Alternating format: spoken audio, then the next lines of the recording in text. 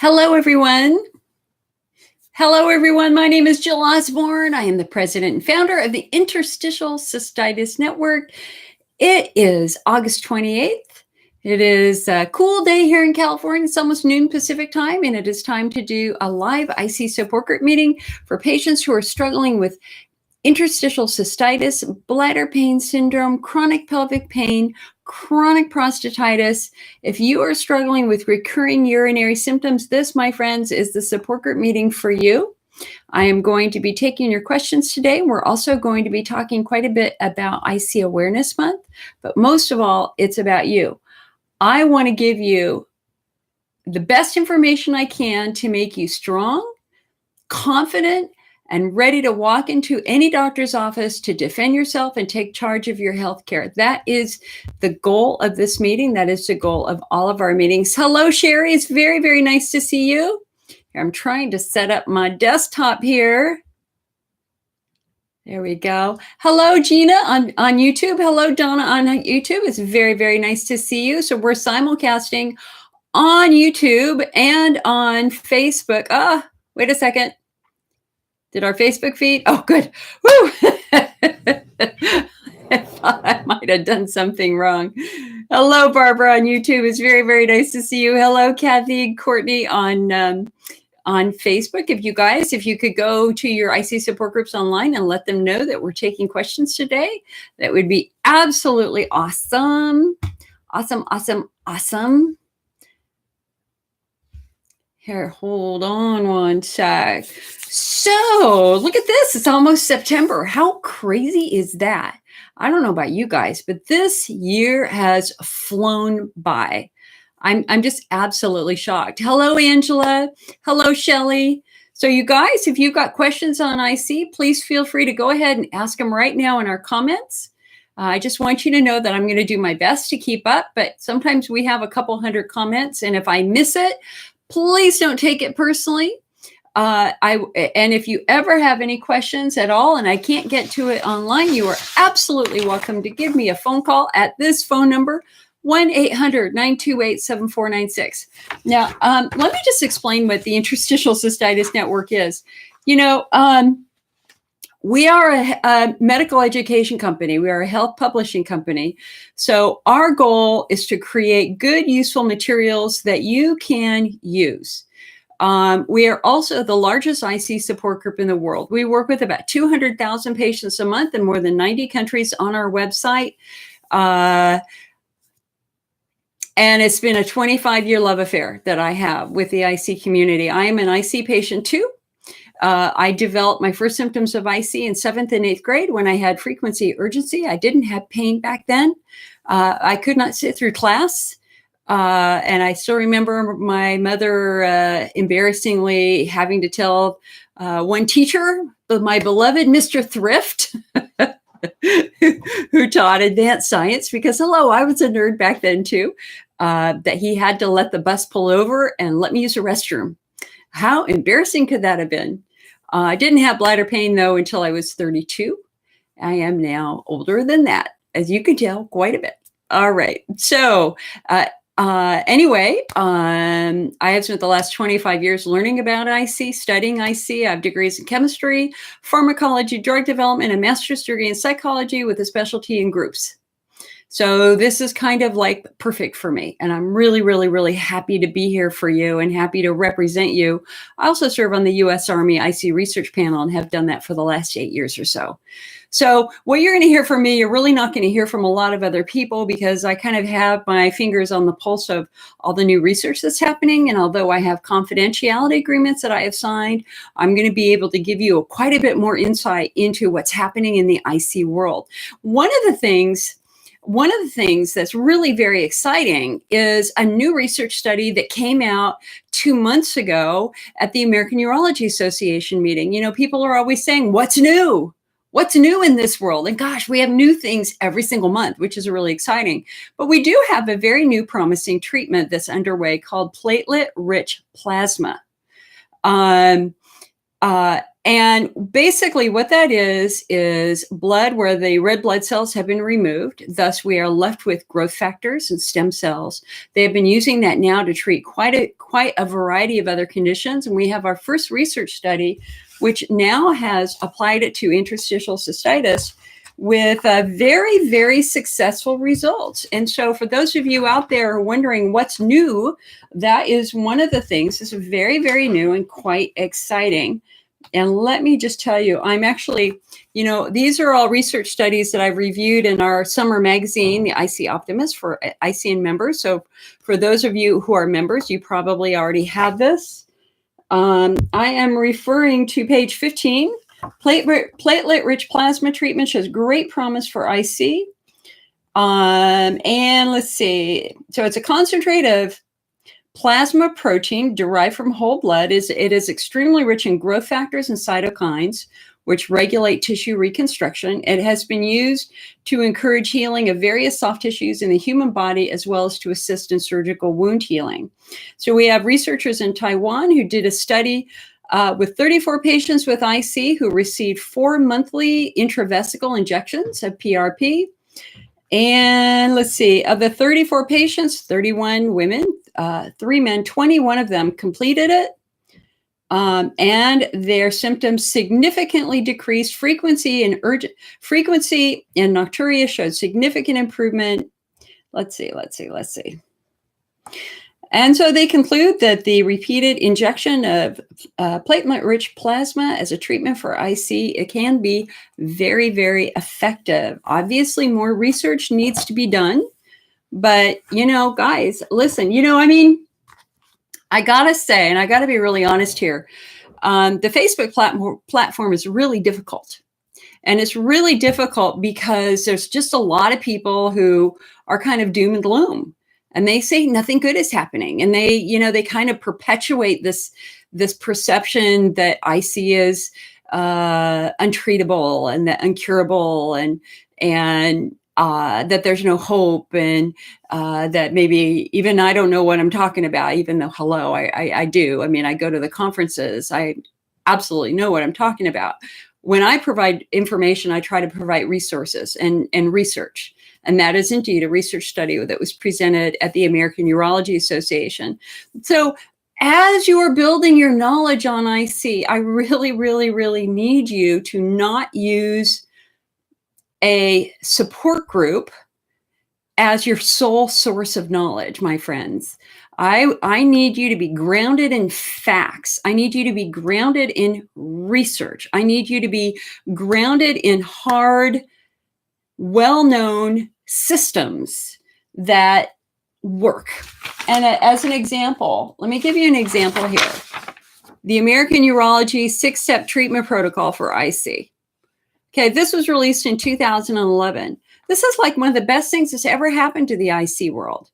Because 20 years ago, doctors around the world, and especially around the United States, were treating IC incredibly differently. Some doctors were doing surgery, others were doing bladder instills. Some doctors were telling patients that there's no hope, that there were no treatments. Some doctors supported pain care, some didn't support pain care. And I mean, the IC community at the research level and at the clinical level are really dedicated. Man, they want you to be better. I mean, I know these gentlemen and women personally. They care in depth about you and deeply about you. So what they did is they got a group of 30 like-minded people to come up with beautiful guidelines. And if you just take a moment and read these guidelines, you can go to our website, the IC Network, go to the treatment area, and it will give you a link to the actual document. If you have that in your hands when you walk into any doctor's office, no doctor can dismiss you, period. Because honestly, you will know more than they know, which is pretty damn cool, right? So our goal, and hey, if you're wondering if I'm moving around, it's because I'm sitting on my yoga ball. I'm going to try to stay steady, but my legs are a little sore today. So I'm going to try to do this on my yoga ball, but if I'm annoying you bouncing up and down, please let me know. Also, can we just do a quick sound check? Is this sound good for you? Can you hear me well? Let me know. All right, so we're going to take questions, my friend. Gina. Gina says she's an IC patient in her 4th year. She's now 50, and she's asking, how can she hold her faith?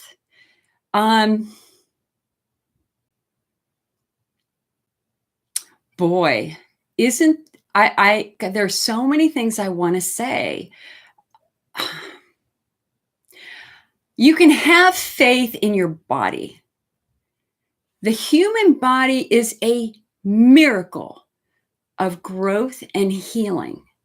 If you fell and skinned your knee tomorrow, you would have a scab on it, and a week later, that wound would probably be gone. That is the magic and the wonder of the human body. It is astonishing how good our body is at trying to repair things that go wrong. Healing never stops. Healing is always happening. I can promise you right now that if your bladder is injured, your bladder is trying to repair that injury. If your muscles are injured, your muscles are trying to repair that injury.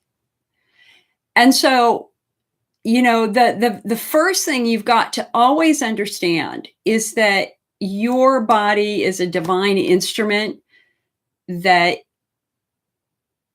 is incredibly powerful when it comes to solving problems. The challenge is that we just often get in the way of healing. Oh gosh, okay, do I wear my glasses or not? Like if I don't wear my glasses, I can't read your questions. And if I do, okay. So always carry faith and hope that your body is trying to heal what's going on. But what you've got to do is really take a step back and ask, am I interfering in some way? Okay, so as an example, if you have IC subtype 1 Hunter's lesions and you're drinking coffee, you're a fool. Because a Hunter's lesion is a big bloody wound in your bladder. And what are you doing? You're pouring acid on it and you're provoking the nerves with caffeine, which is like a jackhammer.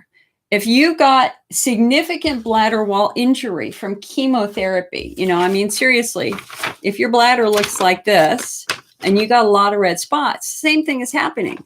Seriously, if you pour acid on it every day, you have to ask yourself, am I creating an environment that will support healing? And the answer is hell no. No. And if you have pelvic floor injury, you again have to ask yourself, number one, don't do what I do sometimes. I can be very passive aggressive with my pelvic floor work. I didn't do it for 5 days, but I did do it this morning because I could definitely feel my pelvic floor starting to get a little bit funky. So with your pelvic floor, are you going to your physical therapy visits? But even more importantly, what are you doing when you get home? Because really, it's all about what you do at home that matters. The other thing that I think is so incredibly important is, we get stuck in a rut. Like a patient I was working with earlier today was diagnosed back in the early 1990s when I was, and she hadn't had a cystoscopy since 1994. And sometimes we get lost in our history. Sometimes we remember the bad thing that somebody said to us, like that doctor who told me, you will forever be a burden on your family and you will always live in severe pain. And, come on, he was a freaking jerk and he didn't know what he was saying, and I'm pain-free now. So he was wrong. But sometimes we get kind of lost in the past. We get lost in those memories of being mistreated. And I think ultimately you've got to carry hope in your heart, my friends. You got to fill your day with beautiful, happy things. Fill your mind with positive things. Try not to focus on the negative. Try to focus instead on the positive. So another patient that I was working with, she's had symptoms now for about 6 months, and she's just absolutely exasperated. Her pain level was just absolutely over the top pain. And yet she was having good days. It's like, okay, like I have a good day, and then I have 4 bad days, and then I have a good day, and then I have 4 bad days. And she was lost in the bad days. And what I kept saying to her is, but seriously, do you realize you had good days? You didn't have good days 6 months ago. You're having good days now. What does that mean? That means the things are starting to improve. Now, granted, there's probably a little bit more work to do, but there you go.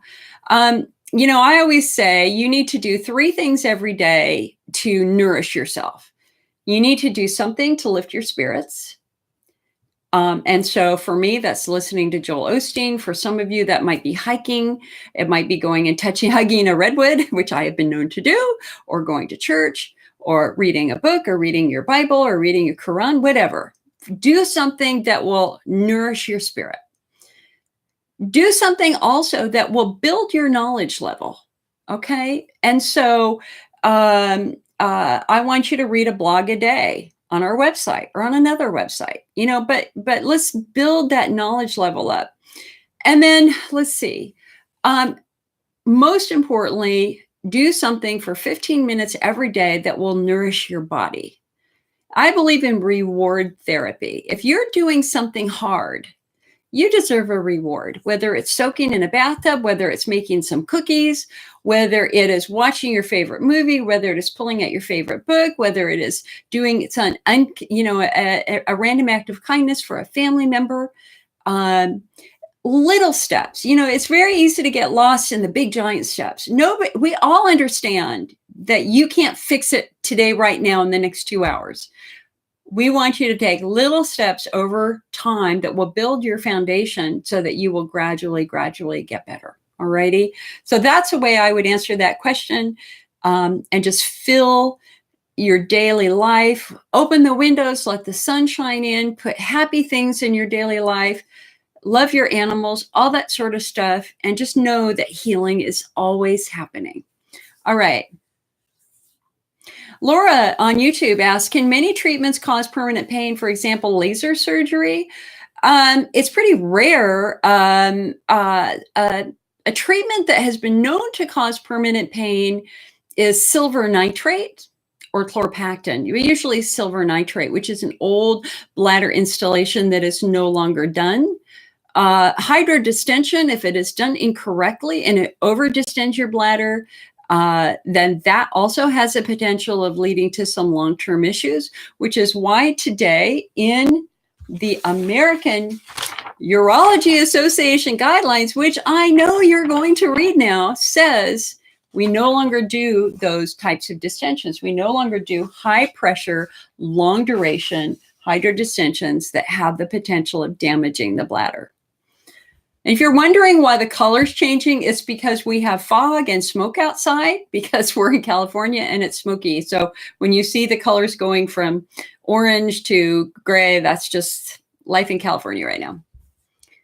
LaWayne asked, do I recommend bladder installations? And the answer is, well, bladder installations are appropriate. In the AUA guidelines, they are in step 2, but they really apply to somebody with IC subtype 2 bladder wall driven. A bladder installation is not going to work with pelvic floor dysfunction. It's not going to work with Hunner's lesions. It's not going to work with pudendal neuralgia and kind of iffy on central sensitization. So if you have the correct subtype, doing a rescue installation, a heparin lidocaine installation, has the potential of being remarkably helpful. And guys, seriously, take home message. Don't ever, ever, ever, ever walk into a doctor's office and let them put something in your bladder without them telling you what it is ahead of time. Okay? Do not give your power away.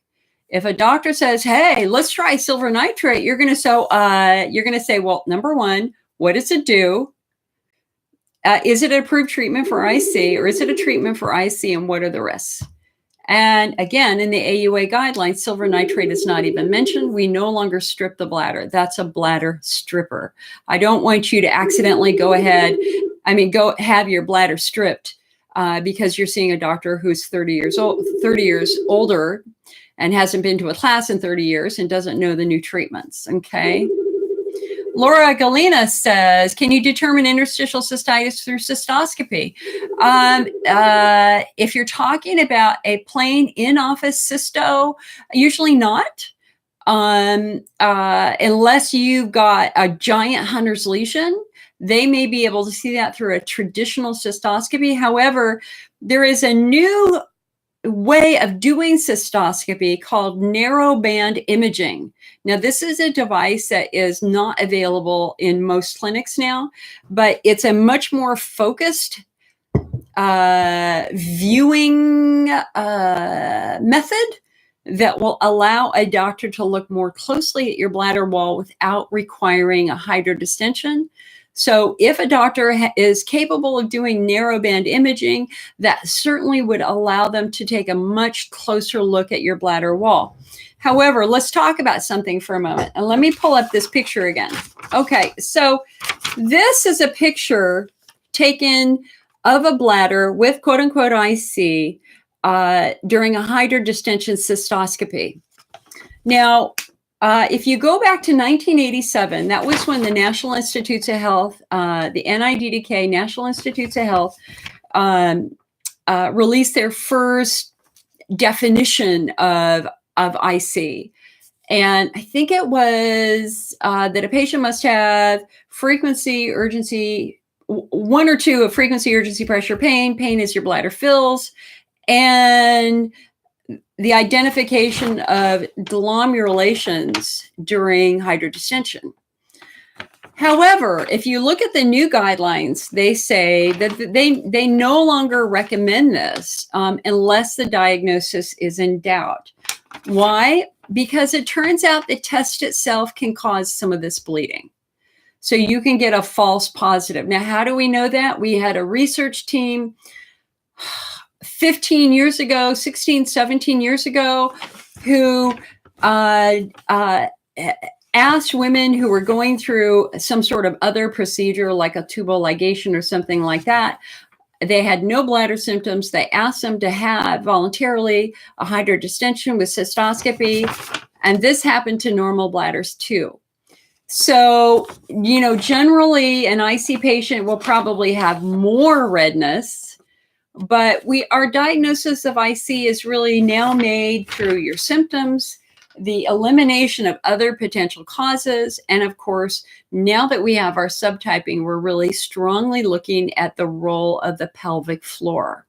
So cystoscopy is not as valuable as it used to be. However, and I'm going to give a big however, I don't like guessing. I don't like guessing for my health, and I don't like guessing for somebody who's in pain. If you are struggling, if you're not responding to treatment, if you're bleeding from your bladder, there comes a time when you absolutely want somebody to look. I am not against cystoscopy at all because I don't want anybody guessing about my health. If I'm in pain, seriously, I want eyeballs on the organ. I want somebody to look at it and tell me what's wrong with it. And so there comes a time when having a cystoscopy is important. And I've told the story before about we had an IC patient who was afraid to have the cystoscopy for years. And when she finally let them look in her bladder, what did they find but a giant bladder stone floating in her bladder, scratching her bladder? And so she really endured years of discomfort because she was afraid of it. Don't be afraid of it, okay? A plain cystoscopy is what I call a looky-loo. It's 5 minutes. Like seriously, they numb your urethra, they stick it in, they take a look around, they pull it out, you're done. You're done. That's it, you're done. The only legacy of that is that your urethra might be a little bit on the tender side. Here, let me turn this light on real quick.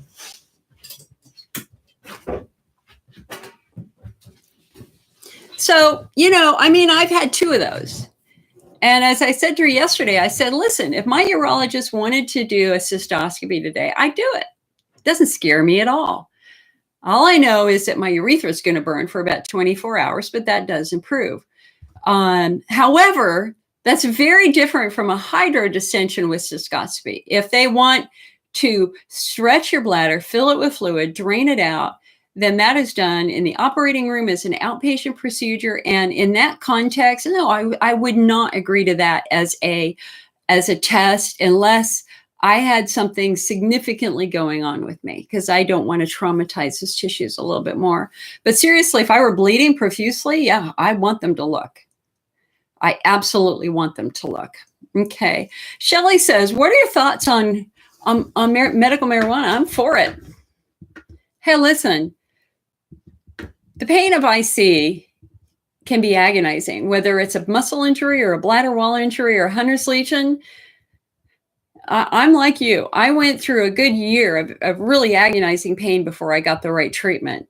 And I was blessed in that I was finally given pain medicine, which gave me control. A lot of people don't have that today, which is a great tragedy. And so if medical marijuana is available in your state, and if it has the ability not only to relax your muscles, to reduce some of your pain, I'm all for it. I'm all for it. I mean, I'm against suffering. And if that will help you, not suffer, then power to you. All I would say is you want to get an organic variety. You want to make sure it's had proper pesticide testing. A lot of brands have pesticide contamination. And so you really got to look at the source, look at the brand name, look at the testing results on their website. If they don't have testing results, I wouldn't touch it with a 10-foot pole. I will tell you, at the American Urology Association course that I attended, the Jennifer Fariello Moldwin, who is Dr. Robert Moldwin's wife. The class was taught by Robert Evans, Robert Moldwin, and Jennifer Fariello Moldwin. Jennifer was covering the section on vulvodynia, and she brought up medical marijuana, vaginal suppositories and rectal suppositories, and said they were seeing very, very good results with them. And she mentioned a brand name called Fair Winds Cannabis. So, so they have a vaginal suppository called Feminine Relief, and they have a rectal suppository called Rectify. So Fair Winds Cannabis is one brand that I know doctors have been talking about. All right. Liz asked, do hot tubs bother anyone else? Yeah, hot tubs sure bother me. Number one, if you've got chemical sensitivity, if you're IC subtype 5, central sensitization, the chemicals in a hot tub can be very overwhelming to your nervous system.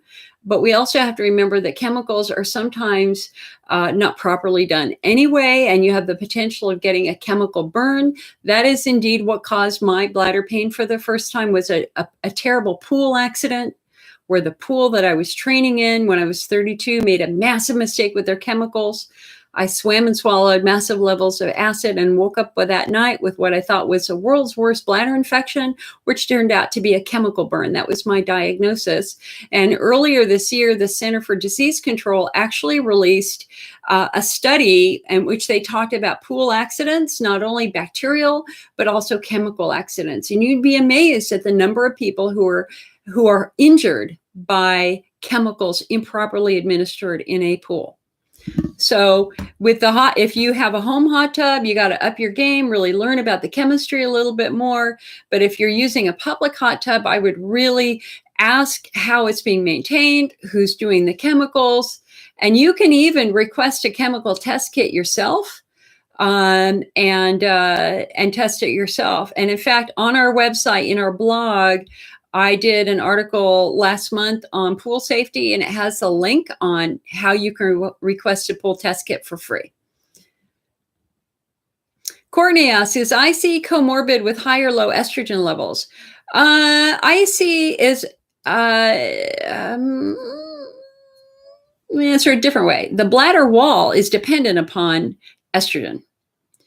You know, that nice thick mucosal layer in your bladder. So here's one of my favorite tools that I use in these.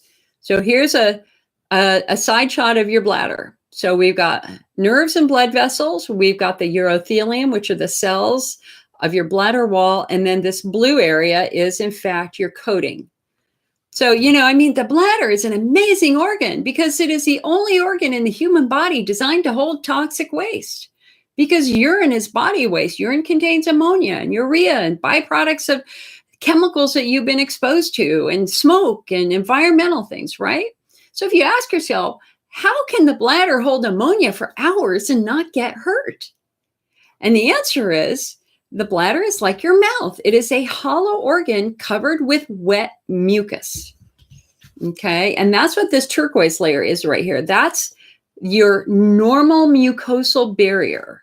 But this mucus production is estrogen dependent. So when you're young and you have lots of estrogen, you have lots and lots of mucus. When you're older and you have less estrogen, you have much less mucus. And so that really is how hormone levels affect bladder function and affect the symptoms of IC. It's also quite normal for a patient to flare the day that they ovulate and or a couple of days before their period. And that also is when estrogen levels dip or rise, depending upon which is happening. All right. All righty, guys. Hello. If you have questions, please feel free to ask them. I'm happy to take them. Sarah says, does the pain get worse as we age? The answer is no, it does not. And in fact, we had a research study, again, 2 months ago at the American Urology Association, which actually disproved that myth that no, we do not get worse and the pain does not worsen as we age.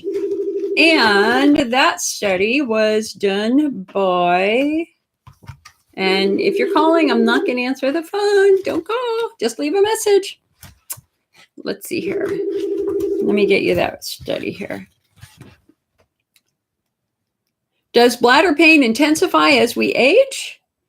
And the answer is no, that is not what the research shows at all. And in fact, what early research studies showed is that patients usually hit their worst symptoms within the first 6 months of diagnosis, and then they start to improve because they are now learning about self-help and they're learning about how we manage IC and they're learning about the different variations of IC. So Sarah, I want to comfort you in telling you right now, the pain does not get worse as we age. And I'm going to tell you, I'm absolutely living proof of that. I had my worst pain when I was 32. I'm now in my 50s and I do not have pain anymore, on a daily basis at least. I'm trying to remember the last time I had pain. It was after eating something, like 10 days ago, but it was very short. Okay. Angela asks, are colonoscopies bad for IC patients? No, hell no. Colonoscopies are not bad for IC patients. And even the colon prep is not bad for IC patients. Very important that you stay on top of your bowel health, especially if you've got bleeding. Again, this is the whole, let's take a look. If something doesn't seem right, let's take a look. I think the hardest part are the colonoscopy preps. I had one 6-7 years ago. I did the Miralax protocol, and the Miralax protocol is some bisacodyl pills, a bottle of powdery Miralax, and I divided it between 2 containers of Gatorade. Because again, my bladder was better, so I could drink Gatorade. You can dissolve it in water. You can dissolve it in apple juice. There are things that you can do that if you're kind of afraid of the Gatorade. All I can say about that is I have a couple of comments on that. Number one, have 2 flavors because it is very sickly sweet, and so getting the first thing down is pretty easy. Getting the second thing down, it becomes very cloying. So having a second flavor, I think, is meaningful if you're doing the Miralax protocol. Generally, what they say is let's say your colonoscopy is scheduled for 11 a.m. So they want you to start at 5 p.m. the day before. And of course, you don't eat a lot of fiber for a couple of days, so we don't have a lot to remove. So you want to modify your diet a little bit. Then you start the prep. And what they will generally say is you do the first part at 5 o'clock, and then you do the second part 4 or 5 hours before your appointment. I could not do that because I was sleep deprived. And I made the decision to do my first one at 5, and I did my second one at 11. So that I actually was able to give myself some sleep. And And I'll tell you I'll tell you something funny though.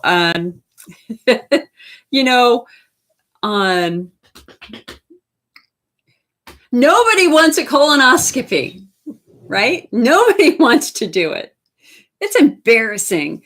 The good thing about the colonoscopy, seriously, is you will have no memory of it. So you don't have to worry about it. Like you will basically have zero memory of it. But when I had mine, as they were wheeling me in and they were setting me up and I was on my side and they were kind of positioning everything and, asking me how I was doing. And I said to her, I will consider this a success if I have no memory. I don't want any memory of anything, period, done, we're over. And she kind of looked at me and she goes, I can't promise that. And I said, you don't understand. The one time somebody tried to do that to me when I was in my 20s, when my IBS started, I kicked the doctor in the face. Which is true. I had no control. I just kicked him right in the face. And she was like, oh, well, the doctor was in the corner. He was behind a little low wall at a computer, and he immediately popped his head up over the wall, and he came kind of speedily walking over, and he looked at me, he goes, really? And I went, oh yeah, I have no control. If you hurt me down there, I will kick you, and I cannot stop myself. And he was like, okay. So he looked at the nurse looked at him, he kind of nodded, and I got a little tiny bit of extra juice there. And I remember nothing. And so, and I say that with any procedure and even dental work, because I don't tolerate dental work well. And so I have sedation dentistry, and that's my measure. If I have no memory, it's a success. So you can, if you're worried about that, you can definitely ask for a tiny bit more sedation, a little bit more propofol or whatever they're using. And then last but not least, just know that after you have it done, you're going to have a couple of days of still loose bowels. And so don't plan a lot of activities. Please do not get on a plane and go somewhere, or go to a business conference and go somewhere. You're still going to need a good 48 hours, 72 hours to kind of get over that test. But once you're over, it's done. And it's just really good to let somebody look in your bowel, make sure that there's nothing else going on. My mother, for example, had a couple of giant polyps when she had hers done. Mine was free, which I was like, got to have another one in a couple of years, probably. We'll see. All right. Tabitha says, she's had IC for 10 years, but recently having a lot of UTIs. The meds so far aren't working. I feel worse on Bactrim GS. They have cultured me and are waiting for results, but so much discomfort right now. So Tabitha, I don't know how old you are, but what I can tell you is that what you're going through is certainly not unusual. We see that all the time, especially in patients who are menopausal or you're becoming menopausal. And so I'm trying to, here we go. So again, let's go back to this, right? So here you got this nice thick coating, right? And this coating is preventing anything from your urine from reaching your bladder wall. And so if we use this, so this is, here it is without where you're missing some coating. So not only do urine irritants get in there, but so does bacteria. And so women who are postmenopausal are going to be more prone potentially to getting infections. The other thing that we know is that in research tests that have been done with patients with recurring complex UTI, and they've studied them extensively. They'll do urine tests every day. They do estrogen tests. They do vaginal swabs, all that sort of stuff. And what they consistently find in women who get recurring infections is that the bacteria is first in the vagina about 24 hours before it arrives in the bladder. And that made the researchers ask, well, why has the vagina become a safe haven for bacteria?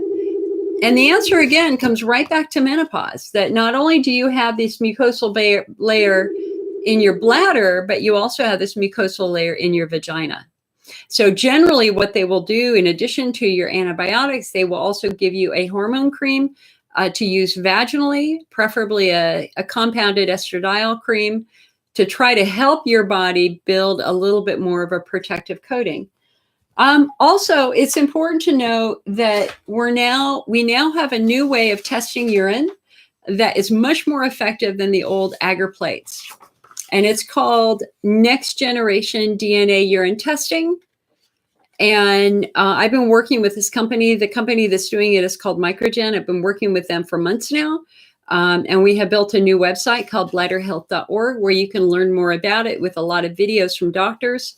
And you can order the test if you're in certain states. In 15 states, patients are able to order the test directly.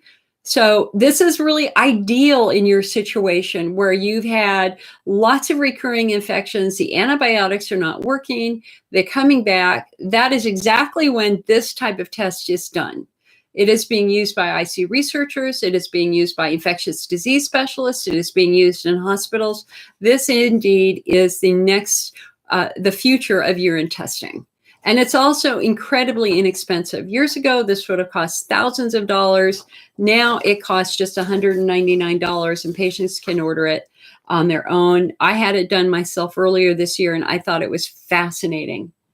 I want to see if I have my results here. I'd be happy to show you. My results, but I just don't have them nearby. Okay. Hi, Sylvia. Sylvia is asking how she can set up coaching, because obviously we do coaching every single day. I'm happy to take questions at no charge. You can call our 800 line, and if I'm available, I'm happy to take your question. It's not a problem. However, if you want to spend a lot of time going over your history and what you want, maybe to help you develop a more detailed plan for how to work with your doctor or your treatments or questions to ask, you can sign up for a coaching session on this website, icnsales.com. Okay. There again, I was just working with a patient earlier today who called about coaching, and I just answered her questions, and it's fine. It's not a problem at all. The only challenge is it's first come, first serve, and I only have a limited amount of time every day. So you can hear the phone ringing. Those are in all likelihood patients calling with questions. Hello, Elena. Hello, JJ.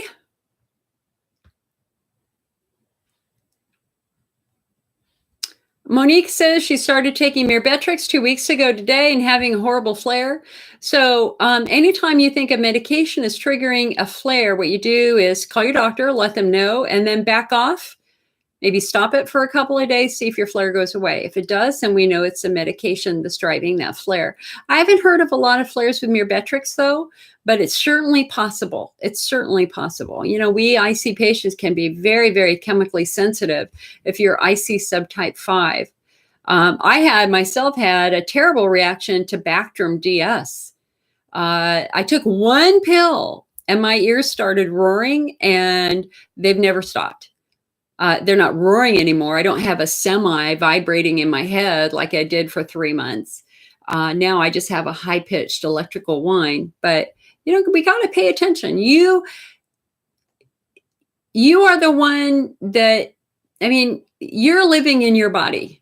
No one can tell you when you need to pee. Nobody can tell you when you're in pain. You're the one who knows intuitively if there's a problem. And if intuitively you believe that the medication is the problem, make sure you tell your doctor and back off and see if that makes a difference.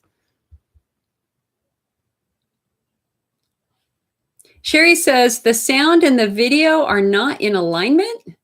Is that true for anybody else? Because it looks perfect to me. It might be your internet, Sherry. Liz says, do hot tubs intensify the pain for anybody else? Generally, heat relaxes muscles, but there are some people who really struggle with heat, and that's usually because they've got some nerve dysfunction, and they do better with cold. So you might be one of those people where your body needs cold rather than heat.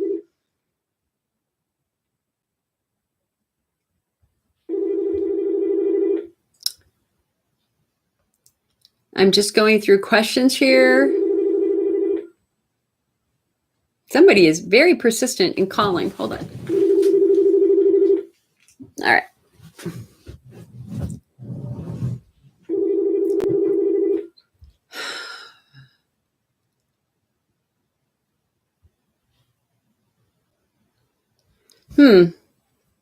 Interesting. Brittany says, I've been having a lot of bladder and urethral pressure and pain. I've been checked for UTI and cultures are negative, but also checked for BV, but that was negative. I do instills weekly, but last week the catheter burned my urethra. Usually they don't hurt, but since March, my urethra hurts off and on. I'm waiting on physical therapy for my insurance. Well, number one, you always want to use a low friction catheter. Dry on dry doesn't work. If they've given you a red rubber catheter, that's going to hurt. You want a slippery catheter, and they're called a low fric catheter. And so they're easy to slide in because they're wet, and they're easy to pull out because they're wet. So concept number one is you might have some urethral irritation from the catheter. Concept number two is, could you have perhaps picked up an infection of your periurethral gland halfway up your urethra?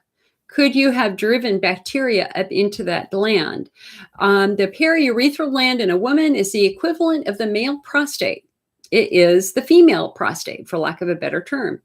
So if this, your urethra is roughly the size of your little finger, right? So, 3 inches long, 2.5 inches long. Halfway up your urethra it is surrounded by a sea sponge, what looks like a sea sponge, and it's the gland. And like the male prostate, it is a gland that is notorious for getting blocked and inflamed and stagnant. And so, so it would be interesting to see if you might have developed a little infection in that gland.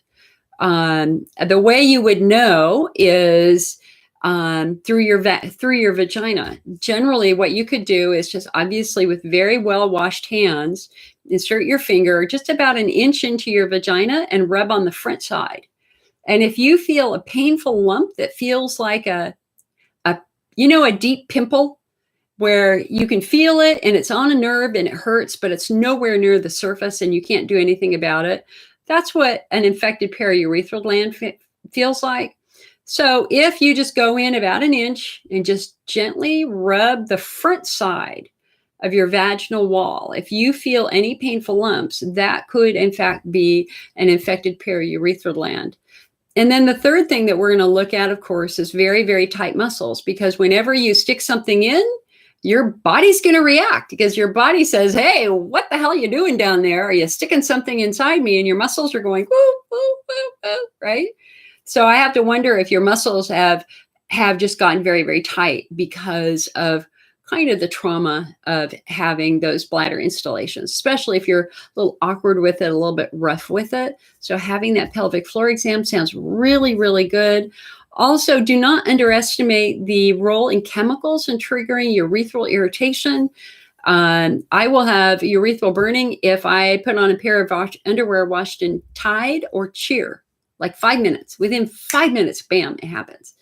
There's nothing worse than running out the door because you've got something and you're in the car and you start squirming and go, oh God, no, please tell me nobody washed my underwear in the wrong detergent. I won't even let it in the house now. Okay. So whether it's a douche, whether it's a fabric softener, whether it's a dryer sheet, those all have the potential of leaving chemicals on your underwear, which then will get to your urethra and irritate your urethra, especially if you're a little bit older and your skin is a little bit drier. I have a really good blog on our website. If you search our website, the 7 causes of urethral burning or the urethral irritation. So come on over to the IC Network and take a look at that blog and see if any of that resonates with you. Okay. Liz, you have antibiotics on hand because you get an infection every 2 weeks. Girl, seriously, you cannot keep self-medicating with that you're disrupting your biome. It's very, very important that we figure out why those infections keep coming back. And you are the perfect candidate, my friend, for having this done. Because this test is going to find everything in your urine, both good and bad. For all you know, you might have a fungal infection. You could have a candida infection. Remember, the MAP Research Network, the National Institutes of Health IC research team, actually found that many patients and flares have an excess of candida in their urine, that we can have a fungal infection, possibly because we have overused antibiotics. So, I think it's very, very important that you not continue to self-medicate with antibiotics, that you have an exhaustive test to make sure that there isn't something funky going on, also like a fungal infection. There's something else that I want to say about that. The reason why patients sometimes feel better on antibiotics is not because it's killing bacteria, but because some antibiotics have an anti-inflammatory effect. So you might actually be getting a different benefit from that medication. But you've also got to remember that the bladder only knows one language: frequency, urgency, pressure, pain. That's the only way that the bladder can communicate to you that there's a problem. So everything feels like infection. You could have a bullet wound and it would feel like an infection. You could have a stab wound and it would feel like infection. You could have cancer. It would feel like infection, because your bladder is only wired with two nervous systems: the alpha afferent, which controls frequency, urgency, and the C fiber, which controls pain. So it's very normal for patients to keep thinking over and over that it's infection, when it in fact can be something else. I hope that you guys have, let me see if I can find it here.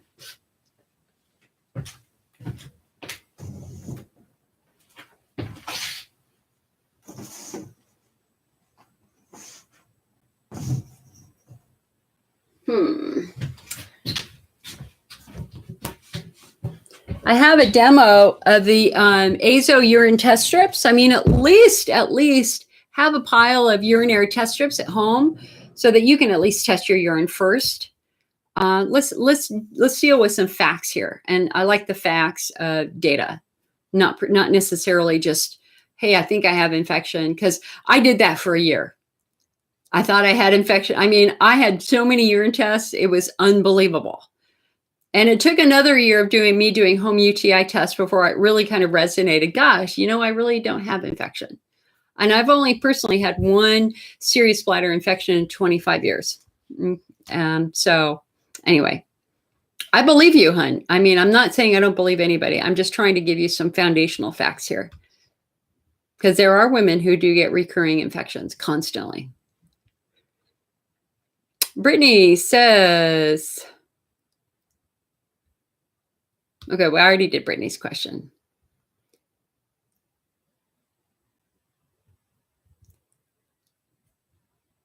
Laura on YouTube says that she has a flare at the end of her period. And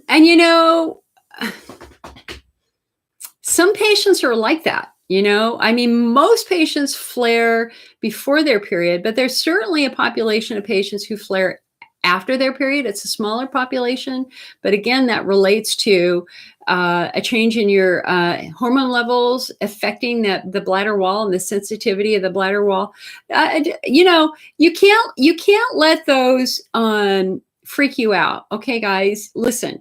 I remember with my first voiding diary, when I did it for the summer, I did it for about 4 months, and I could see that flare every day that I ovulated. And the comfort that gave me by doing that record is I could see it was gone in a day. And so I didn't need to freak out when I had my flare the day that I ovulated. And in fact, that was the first flare that went away as I started getting better. And so if it's constant and routine and it always happens at that moment, gain some comfort from knowing that that it is a short-term flare and that will go away. Plan your day around that. Bring in your bladder flare management tips, whether it's you want to have your heat, you want to have maybe it might be interesting if it's a bladder wall flare to have a little bit of extra Cysto Protect, if you're using that, or Desert Harvest Aloe or Elmeron. Maybe 24 hours before that, you double up your Cysto Protect for 24 hours. See if that might help protect your bladder.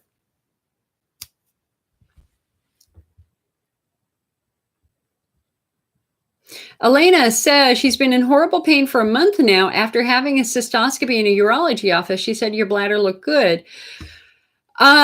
So interestingly, I have another patient who's going through that. It's been 6 weeks since she had a hydrodistension, and she's been in terrible pain since she had the procedure. And that's normally not the case. Normally, whenever you have a plain cysto in the office without a distension, you're looking at a 2-day recovery.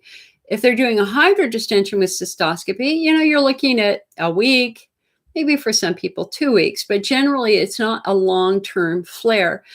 And I actually sent that question to our medical board, to Rob Molden and Rob Evans and all the top doctors, and asked them, what would you do with a patient who very clearly has had a severe flare after a test?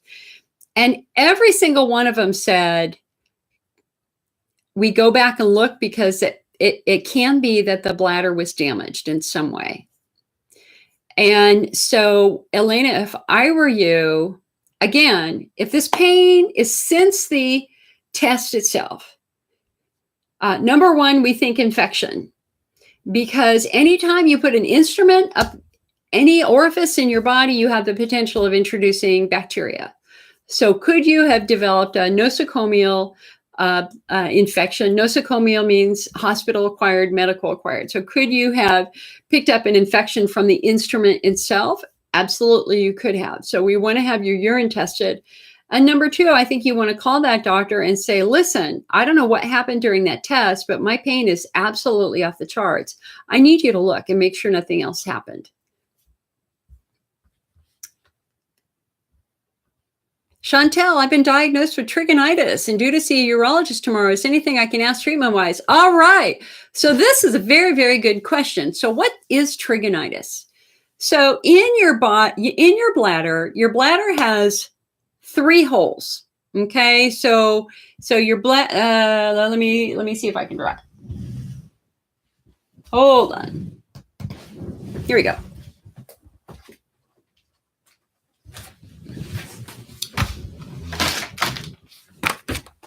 All righty.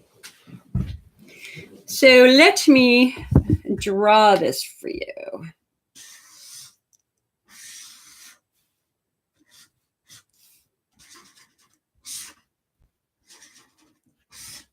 All right. Okay. So this is your bladder, right? Kind of like a heart. You have a hole at the bottom where the urine drains out. This is the urethra. And then you've got 2 holes in the upper side of the bladder that connect with the kidneys, right? So there are the kidneys. The trigone is a triangular piece of tissue. So here's the trigone. The trigone generally connects is the area of tissue where the ureter enters the bladder all the way down here. So doctors have long described in some patients a cobblestone bumpy appearance.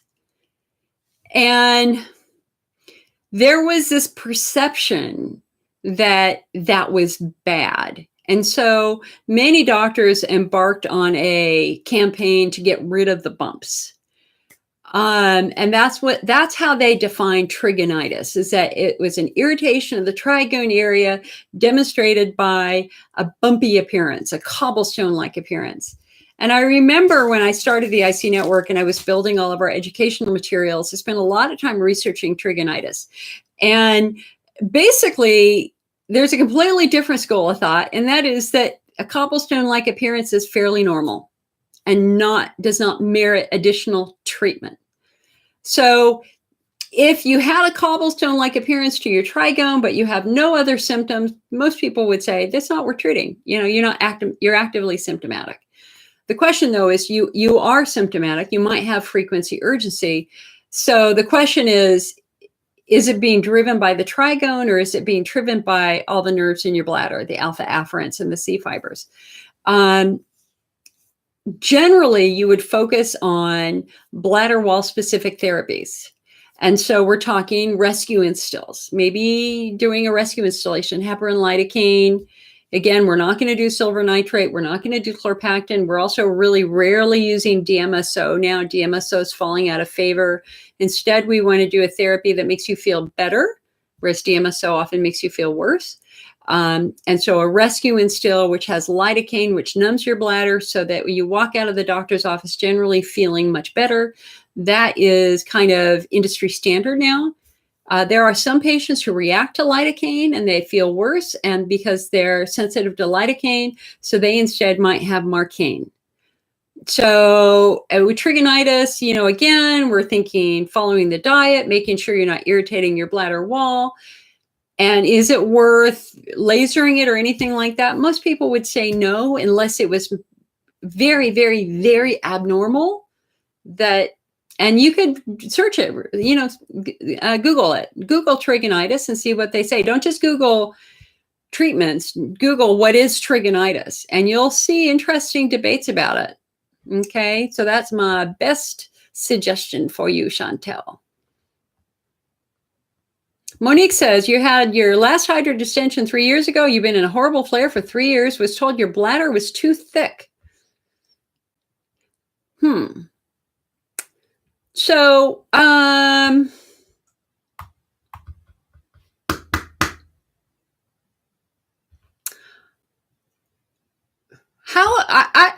that's really odd. We would not, that's just not normal. And what that tells me is that something traumatic happened during that procedure. Perhaps they overdistended your bladder. Perhaps they ruptured your bladder. Perhaps it would be interesting to know what they did. Did they laser anything? Did you have Hunner's lesions? Did they stitch anything? Did they cut anything out? I'd be very curious to see how your doctor is explaining the fact that since the distension, your IC has been much, much worse. But again, that's why the American Urology Association has very, very clearly said we no longer do high pressure, long duration hydros because they are damaging. They have the potential of causing damage. We do low pressure, short duration. So again, that is one reason why, my friends, we're going to up your info here. I want you to actually take the time. This is your homework, is read the guidelines. They come in statements. They're different statements. And then they've got the research supporting those statements. And you will see why they do not, they only recommend low pressure, short duration. I'm so sorry, hon. Hey, listen, you better be following that diet. You got to protect your bladder. And we've got to try to figure out why you're doing so bad. The AUA guidelines say that if a patient is worsening, if the patient is not responding to treatment, if the pain is getting worse, it's time to revisit the diagnosis. To me, that means you go back to the doctor, you have a pelvic floor assessment, make sure that that pain's not being driven by your pelvic floor. But this is when we want to rule out infection. We want to rule out chronic infection, which again, this might be a good time to do something like this, just out of curiosity. And it might even be worth having a different doctor look in your bladder just to make sure nothing bad happened.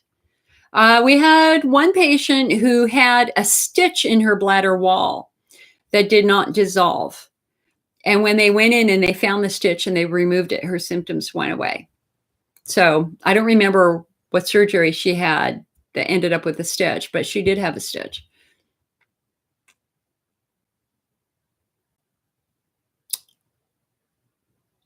Cheryl said the hydrodistension helped her with pain. Good. The hydrodistension therapeutically can give you a little bit of relief. Now, the reason is why? Why would a hydrodistension, why would stretching your bladder be helpful with respect to pain? And the answer is, so here's your bladder.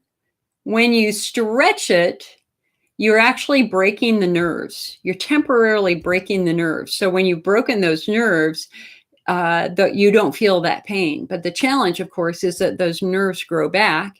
And sometimes more nerves grow back than you originally had. And so a hydrodistension is an example of what I call a destructive therapy. You feel better because they're hurting something, whereas there are constructive therapies that make you feel better because it's helping you build something. So, in general, destructive therapies have a fairly limited applicability over time.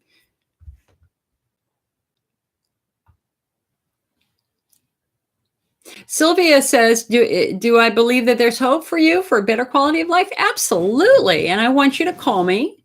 You call me and let's talk about it. Let's see if we missed anything, okay? I'm more than happy to do that. Carol asks, what meds do I currently take? I take magnesium and thyroid. That's it. My bladder starts to squeak a little bit. I'll take a Cysto Protect. I take one Cysto Protect. I don't take 4 a day. I just take 1 a day. Sylvia asks, is Lyris now available? No, not yet. We're supposed to know in another month.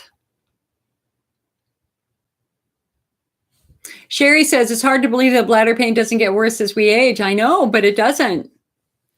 Especially if you know the cause of yours, which is pelvic floor dysfunction, then we got to work on that. Got to work on that muscle. And this is live. Somebody asked, if this isn't live? It's absolutely live.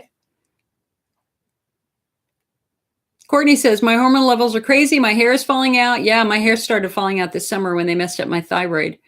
I'm hungry all the time, headaches, etc., and I'm in a flare. So that makes, since if my estrogen is off, my bladder wall would be too. Yeah, probably.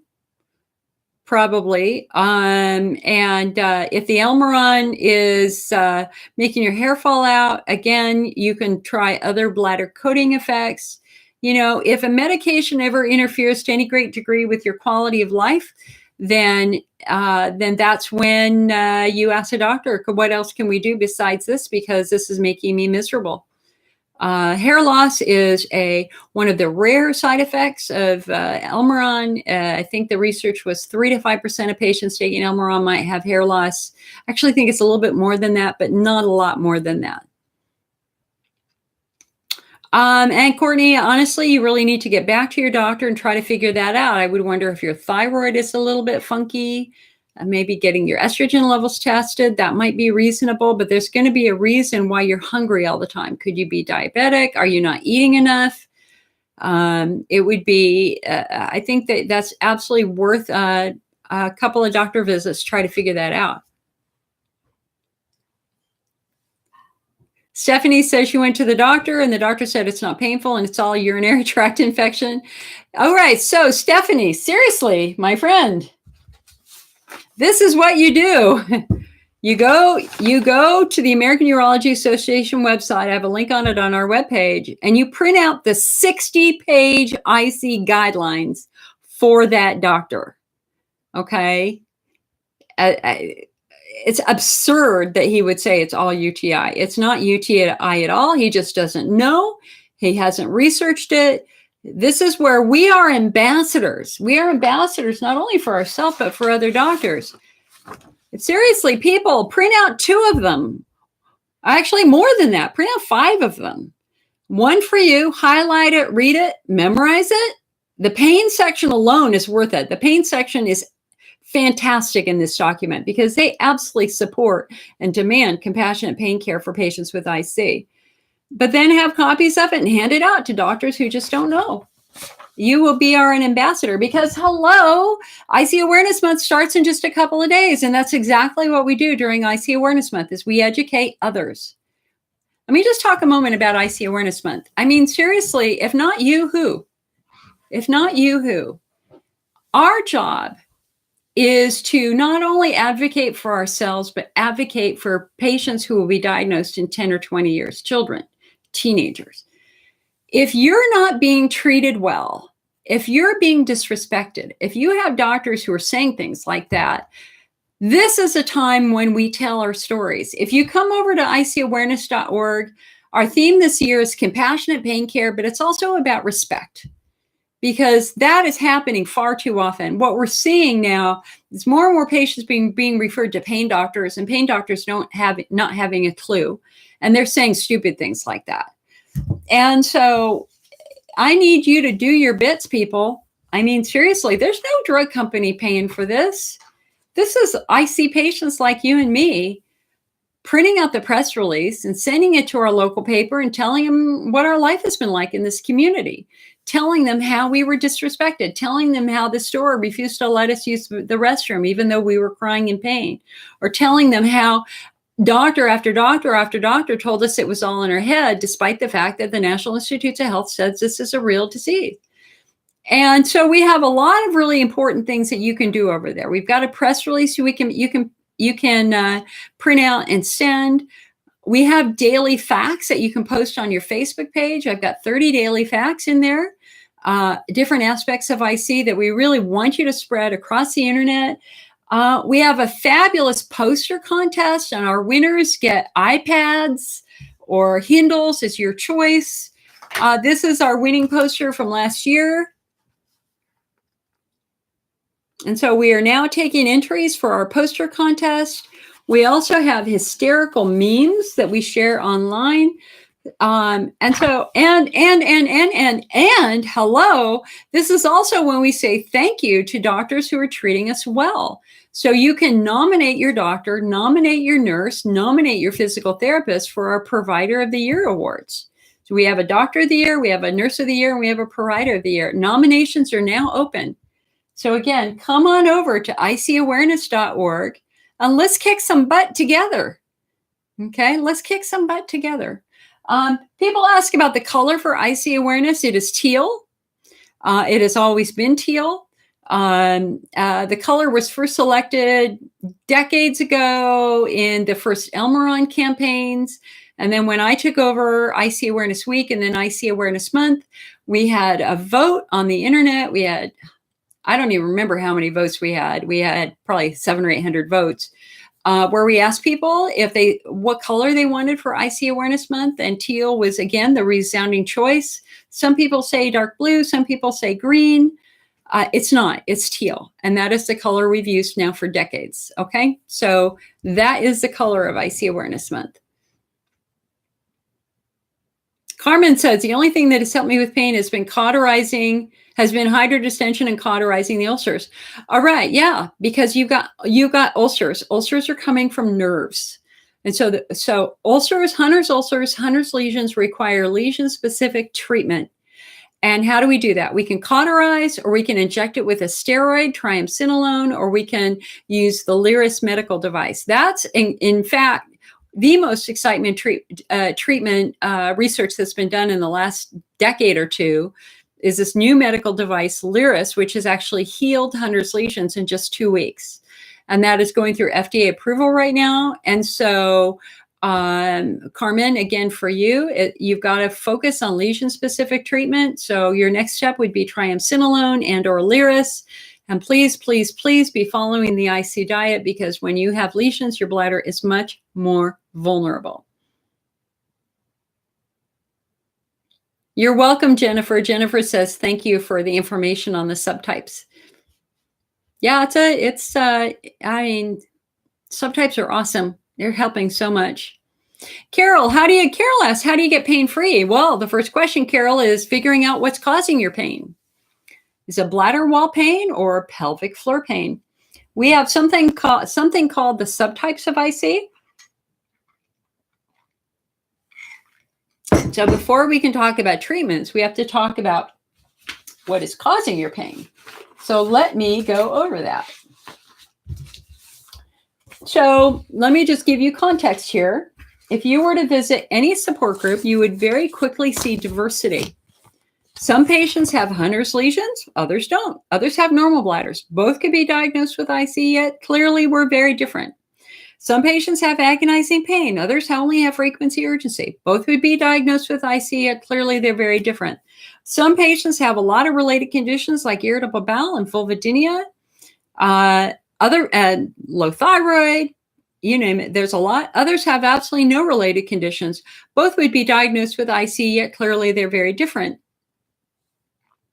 The other thing to ponder is where you really see the differences is in patients who share how their symptoms began. Because for many patients, IC begins after having a baby, or being in a car accident, or having a fall, falling and breaking your tailbone.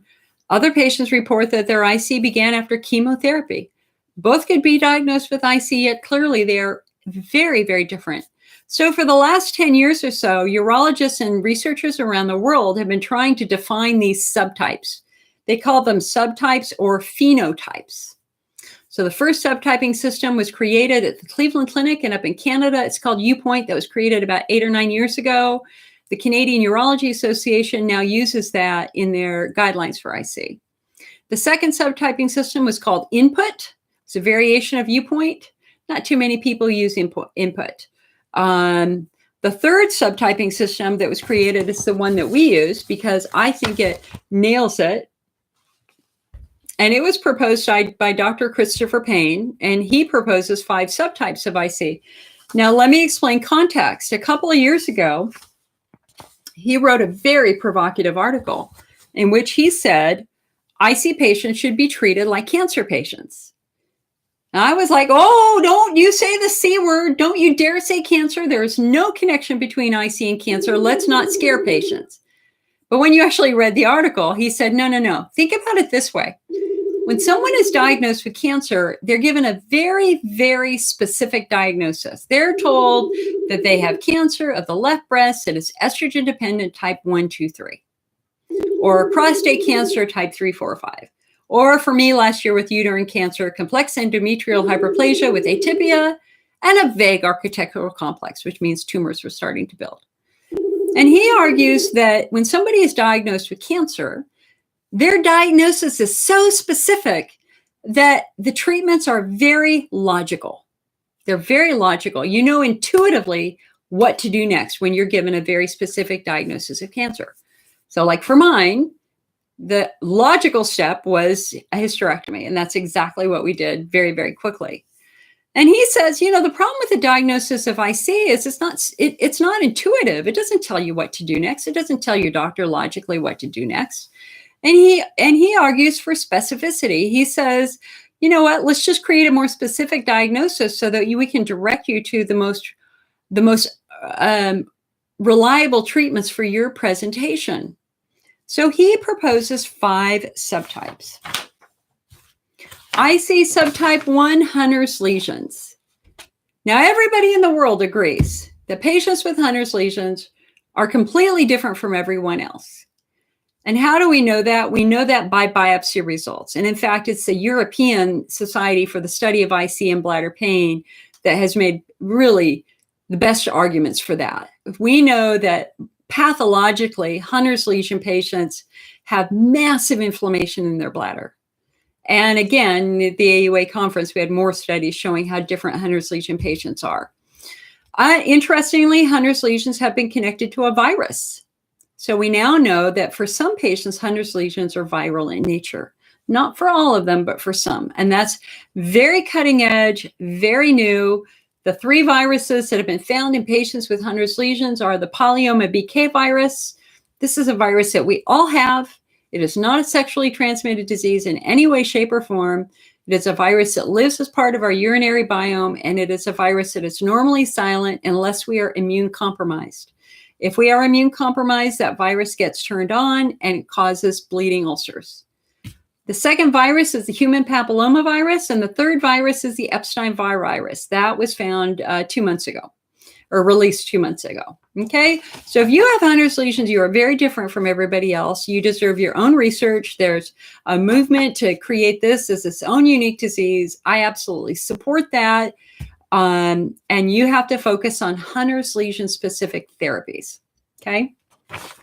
Hey, you know what? Hold on. I got to get my chair. My back hurts.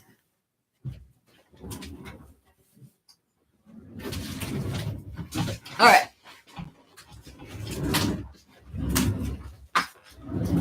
Oh, getting old, my friend.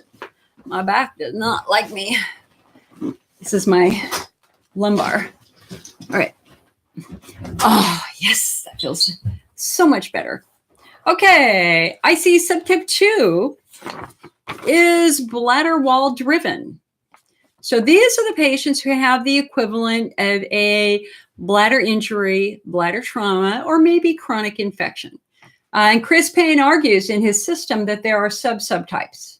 So in this major subtype, we have minor subtypes. So one subtype clearly is chemical irritation, chemotherapy, ketamine. Another subtype is estrogen atrophy. If you're menopausal, you could have the genitourinary syndrome of menopause.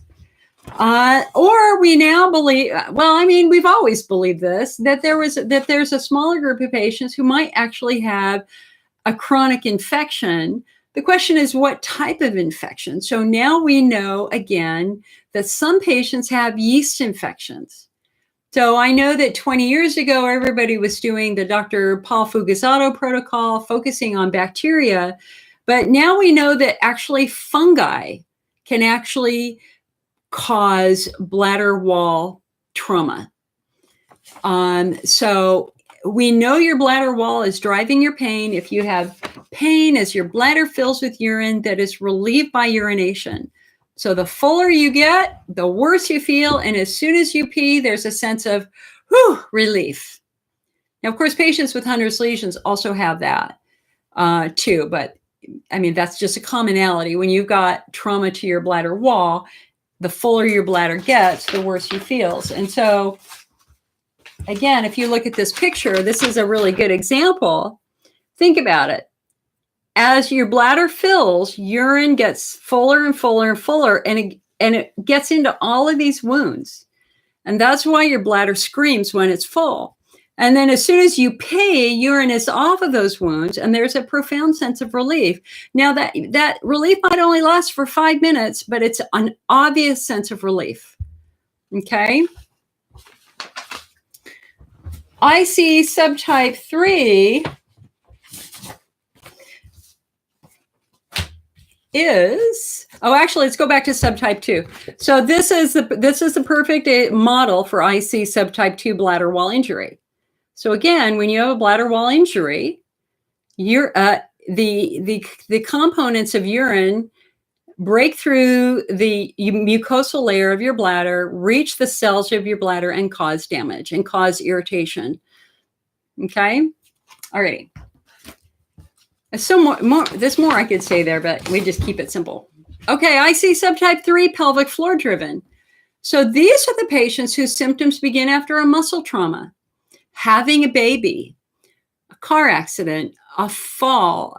One of the more notable gentlemen that I've been working with this year, his accident was fascinating because he was on a wooden floor at the top of some stairs wearing socks. And he fell right on his tailbone, right at the top of the stairs. And then he fell butt first down the stairs, hardwood. So like 12 impacts on his pelvic floor.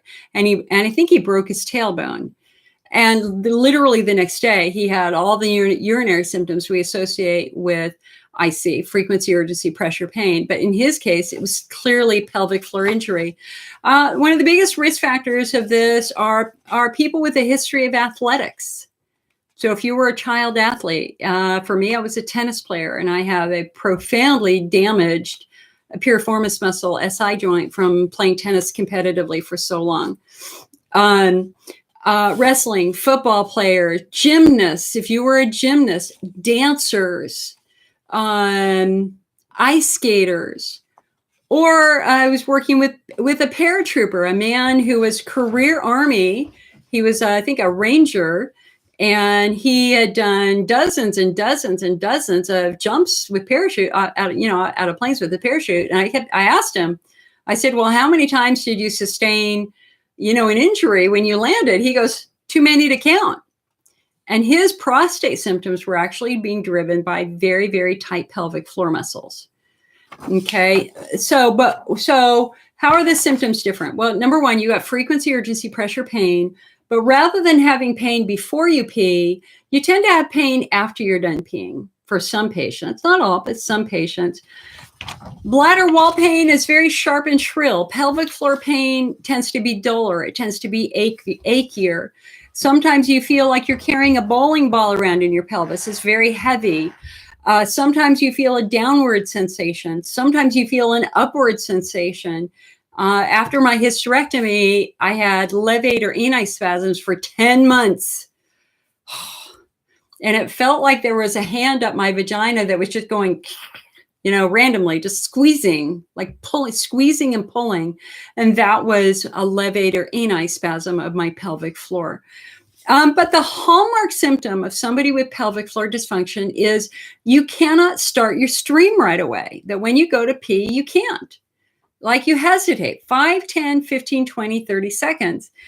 And that's what in fact, I just started noticing myself with that again a week ago because I hadn't been consistent with my pelvic floor work and I could feel my pelvic floor being all funky. And I could feel that it was starting to get into spasm. I could feel that tension, feel that burning. And again, it brought me back to center. And it's like, hello, Jill, you have a pelvic floor issue. The other thing we learned for me, I had a hydrodistension with my cysto, is my bladder's healthy, completely healthy. It's my pelvic floor and my nervous system that are really the dominant issues for me. So again, if you have a normal bladder wall, but you also have this heaviness, this tension, this weight, this bowling ball in your pelvis, feeling like something's being shoved up, pulling down. Also, muscles that are working hard burn. They build up lactic acid and they burn. You know that if you were going to go run around the block or run a mile, usually within about a half a mile, your leg muscles would start burning. That is because muscles that are working produce lactic acid. And so when your pelvic floor muscles are working hard, they are producing lactic acid, and that causes a burning sensation. Okay, so for these patients, our therapeutic goal is going to be to calm and soothe muscles. There are ramifications to having tight muscles. So I'll give you my example here. I wish I had a model, but I don't. Okay, so I want you to pretend that this is your bladder, okay? And your pelvic floor muscles are beautiful. The pelvic floor muscles are just a miracle of nature. So their job is to cup and hold the organs in your pelvis, your bladder, your reproductive system, your rectum, all that sort of stuff. So you've got muscles that go from left to right. You've got muscles that go from front to back, and you've got muscles that go from low to high. For some of you who have back pain, it's usually the psoas muscle that starts low and goes high, right? So your muscles are kind of like this beautiful woven basket. So here's your bladder, and here's a normal pelvic floor, right? It's just kind of holding it. But when your pelvic floor gets tight, look what it does. It starts squeezing. Well, what it does is it starts squeezing blood vessels and it starts squeezing nerves. And then because it's squeezing so hard, guess what? Your bladder is not getting the blood it needs to be healthy. It's not getting good oxygen. It's not getting good nutrition. So our therapeutic goal for these patients is to restore blood flow. And how do we do that? We relax muscles. Now, I know that some of you, and again, this is kind of one of the misperceptions that is rampant on Facebook. Some of you are being told over and over that IC is an incurable bladder disease. And I'm telling you right now, it is not. It is not. We consider it a syndrome, a pelvic pain syndrome with multiple potential causes. When did that happen? That happened in 2008 when the National Institutes of Health released their first formal national study that evaluated the success of pelvic floor physical therapy in the treatment of IC. And the data was astonishing. And in fact, pelvic floor physical therapy is considered the most successful treatment ever studied that reduces symptoms of IC. And up to that point, up to 2008, everybody believed it was a bladder disease. But when this study came out, we all had to take a step back and go, well, doctors have long described muscles that are like tight piano strings. Doctors have been describing that for decades. So if muscle work reduce the symptoms of IC, then how could it be a bladder disease? And that's when the entire IC world stood up and turned their back and went, okay, wait a second, there's more to this than we actually knew. It's really not a bladder disease in a lot of patients. And in fact, we think, Dr. Payne thinks, that the biggest subtype is in fact the pelvic floor injury subtype. And I will tell you, in probably 70% of the patients that we end up working with, they're really looking at muscle issues more than bladder issues. Okay. Mind blower, right? So if you're in a Facebook group and somebody says it's an incurable bladder disease, you point to the 2008 National Institutes of Health study on pelvic floor physical therapy, and you ask them, why would pelvic floor physical therapy work? Every major IC clinic now performs a pelvic floor physical assessment at the first appointment. The American Urology Guidelines for IC demand that the pelvic floor be assessed at that first appointment. And that tells you the tremendous shift that we have made in this world, okay? All right. IC subtype 4, pudendal neuralgia. These are patients with nerve injuries. So we have bladder wall injuries, we've got muscle injuries, and we've got nerve injuries. So these are the patients whose symptoms are positional in nature. You're fine when you stand, but when you sit down, it hurts. You're fine when you sleep. Patients with pudendal neuralgia usually sleep just fine. They don't have that frequency. Their pain starts when they get up and they sit on the side of the bed. So if you're one of those patients where movement is triggering your symptoms, if you take a step and it hurts, then that tells us again to look at muscles and to look at nerves. Underlying pudendal neuralgia is in fact very, very tight pelvic floor muscles. So our treatment for pudendal neuralgia is, number one, to release the muscles, to try to release the nerve. And then we're going to do things that are going to try to calm nerve down. I'm looking at my cheat sheet right here. I have a cheat sheet on this. So what they say is, number one, stop doing the thing which hurts, which for me, I have a slight pudendal nerve entrapment in my left butt cheek. It's sitting for long periods of time. That's why I was sitting on my yoga ball. They recommend doing yoga and stretching, myofascial physical therapy. And this is a context where neuromodulation can be helpful, because neuromodulation can calm nerves down. So that urgent PC, interstem, those actually have the potential of being helpful along with a TENS unit. They might do a nerve block, and they might do surgery to try to release that nerve, okay? Not a bladder disease. All right. The last subtype is one of my subtypes, central sensitization. Now, these are the patients who tend to have all the related conditions, the irritable bowel, which I have, the vulvodynia, which I have, a sensitive stomach, gastroparesis, gastritis, which I have certainly have a history of. We are characterized by having very sensitive skin. In fact, I'm wearing rayon right now. In fact, I'm wearing it underneath this linen thing because even the linen would bother me. We tend to be drug sensitive. A normal dose of a medication is often too strong for us. We need a half dose. We need a pediatric dose. We tend to be food sensitive, where there are some foods that just don't work in our body as a whole, not just our bladder, but our body.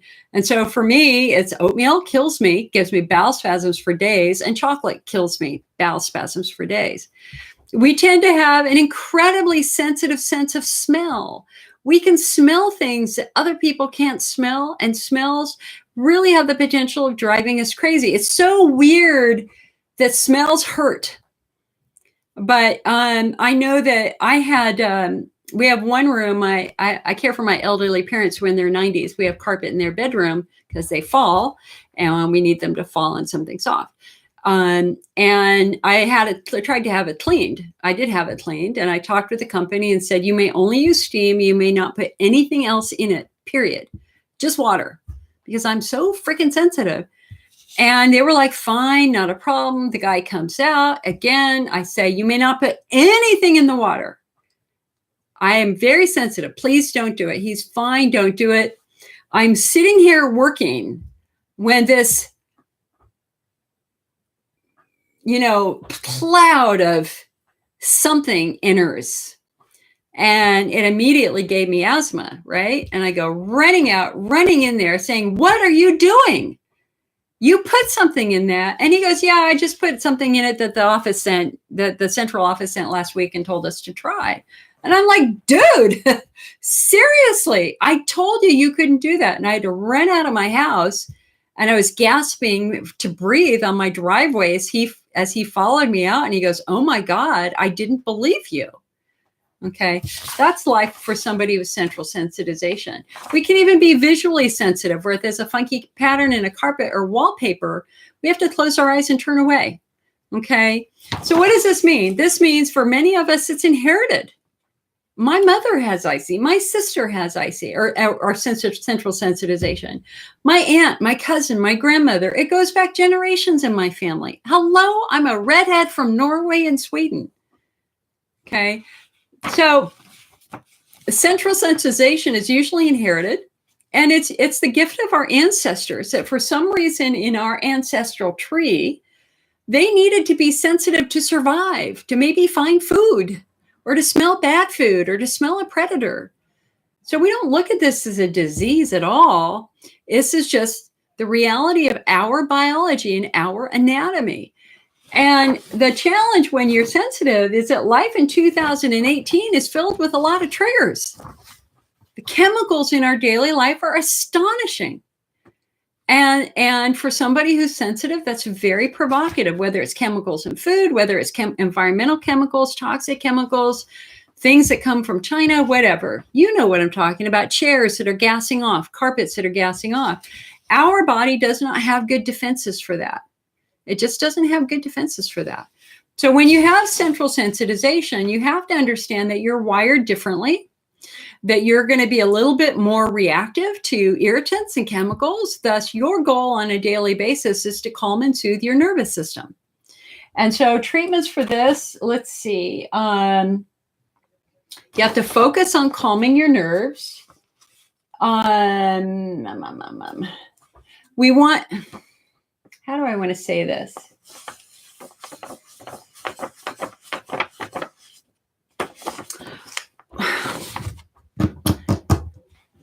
One of the things the patients with central sensitization often struggle with is anxiety.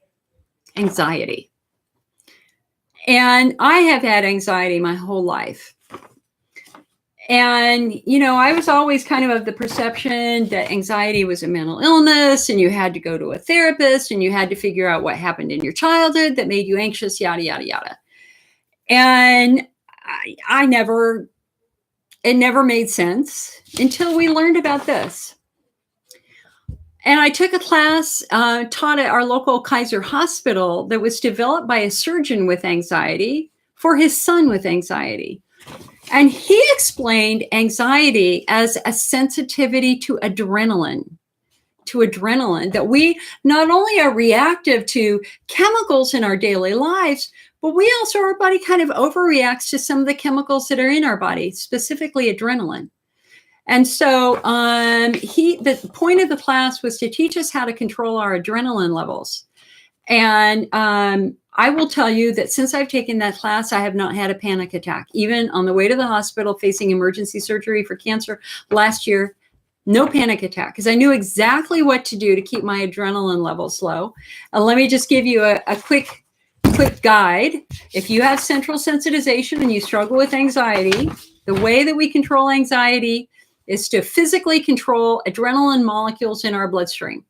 So whenever you have a negative thought, you get a jolt of adrenaline. And you know you're having lots of negative thoughts over and over and over again. It's like, hey, somebody asked you to go out to dinner. It's like, nope, not going to do it. Adrenaline spike. Hey, you want to go to the doctor? Nope, adrenaline spike. Hey, you want to have a hydro? No, adrenaline spike. We've got massive levels of adrenaline going through our body, overwhelming our nervous system. And that's part of what drives all these negative thoughts. So what they taught us in this class is, number one, every single time you have a negative thought, visualize a stop sign. Just close your eyes and fill your mind up with a stop sign just to stop the thought for a moment, for just a couple of seconds, right? Then take a nice, slow, deep breath. In for 3 and out for 3. That oxygen turns off the adrenaline from the negative thought. It renders it neutral. It renders it inactive. And then the third step is to just minimize the thought. It's like, and so just say something to yourself to remind yourself it's just a thought. It has no power. So what I say is, oh my God, Jill, you're not God. You can't predict the future. You know, you can't predict the future. That is just your imagination. It's just a thought. It has no power. And so stop sign, deep breath, visualize the stop sign. They then sent us home and they said, we want you to do it every time you have a negative thought for the next week. And you're going to be stunned at how many negative thoughts you have. And they were right. Oh my God, I must have done it 200 times the first 24 hours. I had no idea. I had no idea that I had all this adrenaline floating through my body. The next day, I did it half as much. The day after that, I did it half as much. By the end of the week, I was doing it once a day. You know why? Because I'd finally gotten my chemical adrenaline levels under control. So that's a hallmark of somebody with central sensitization, is we also have a lot of anxiety. And so I have a video on our website called Anxiety and IC where I go over that a little bit more in depth. But I would challenge you to try that. Try the stop sign, deep breath, minimize the thought, be really, really consistent. And it would be very, very interesting to see if it would help you. All righty. So those are the 5 subtypes of IC. Where can I find appropriate information on the subtypes? On our website, we have a whole section on the subtypes. In fact, I have a blog called The History of Subtypes that just went up that has all the references to all the journal articles. And then also in our free download area, we have a whole bunch of free download fact sheets that you can download. In our free download area, you can download our basic fact sheet. On the back of it is the 6 steps of treatment. I have a diet fact sheet, a flare fact sheet, and an IC subtype fact sheet. These are all available right now for free in the IC Network free download area on our website. All right, so sometimes it lets me scroll back and sometimes it doesn't. And so right now I cannot scroll back. Urgh. Michelle says she has an excellent urologist in Fort Lauderdale who treats IC, Dr. Paul Kahn. Michelle, would you please nominate him for IC Awareness Month Doctor of the Year so that we can get his information? That would be awesome.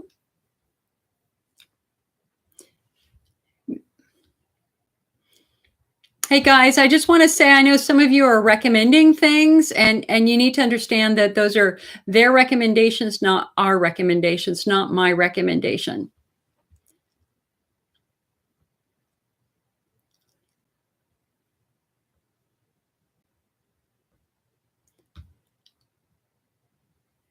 Jennifer says, do you recommend doing a pudendal nerve block? I think I'm spelling it wrong. And if you've got pudendal neuralgia, absolutely, definitely worth a shot. Carol says, Elmeron does nothing for you, plus it's expensive. So Carol, what I would say to you is let's revisit your subtype. Elmeron would do nothing for me either because my bladder is normal. It's my pelvic floor that's the issue. But also Elmeron is not effective for Hunner's lesions either. So we want to revisit the diagnosis, make sure we really understand what we're treating here. And then there are other coatings besides Elmeron. In fact, most people don't even start with Elmeron anymore because it's far too expensive.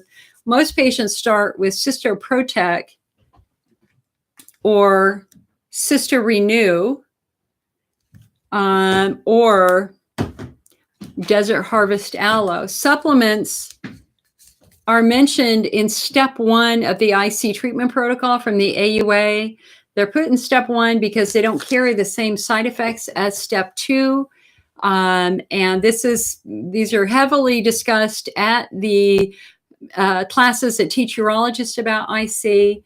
They've been around for a long time, especially Cysto Protect, very well known, invented by an IC researcher about 20 years ago, and it's certainly a viable option to Elmeron and much less expensive without the same side effects. Helen says, my sister got IC and 4 years later I got IC. Helen, yeah, that means you're IC subtype 5 central sensitization. I got it first, then my sister got it, but my mother had it before her and my grandmother had it before her. I got it. I'm coming. Laura went to the urogyno. They wanted to do a cysto, but they couldn't do because you have an infection. This is the third infection in a month. Now I'm back in antibiotics again. I don't know how to get the cycle to stop. So Laura, this is exactly when you would want to do something like this, because what this is going to do is not only identify all the bacteria to the nth level, good bacteria, bad bacteria, and fungi, but if your doctor orders it with you, they will give you extensive antibiotic sensitivity results. They will also be able to identify any antibiotic resistance genes that are currently in your bladder. And so this is ideal for somebody who's stuck in a bladder infection cycle because it is far more accurate than a typical urine culture. So again, go to bladderhealth.org. There's a lot of videos over there about urology from urologists and how they move it, use it. It's really changing the face of infection care, infection identification. And most importantly, it will not only look for bacteria, it will look for fungi. And that's critical now with the new research about IC and Candida. Jillian asks, is pelvic floor more common in obese people? I don't know if we can say that, but we can certainly say that people who are very, very heavy put a lot of extra strain on their pelvic floor. And so, our goal is to try to reduce that strain, and trying to treat that obesity and get some weight loss off is incredibly important. As long as that patient is carrying a lot of extra weight, then you're going to see a lot more tension and trauma with your pelvic floor. Let me just throw a shout out here that at least again in our experience, in my experience, the people who struggle with weight gain the most are people who are either on Elavil, which is notorious for making people graze and eat more. We call it the Elavil 20. And so if you're on Elavil as a medication and it's make you gain weight, then stopping that medication is a viable option. And you can talk with your doctor about what would another antidepressant that would not cause that grazing that you're struggling with. But ultimately, the other thing we see with obesity are patients who have spent a long time drinking or eating artificial sugars. What happens when you do a diet soda or any artificial sugar, and in fact, we had a new study on Splenda just yesterday that was very disturbing. But what we know is that when you put something sweet in your mouth, and we know that artificial sugars are very, very sweet.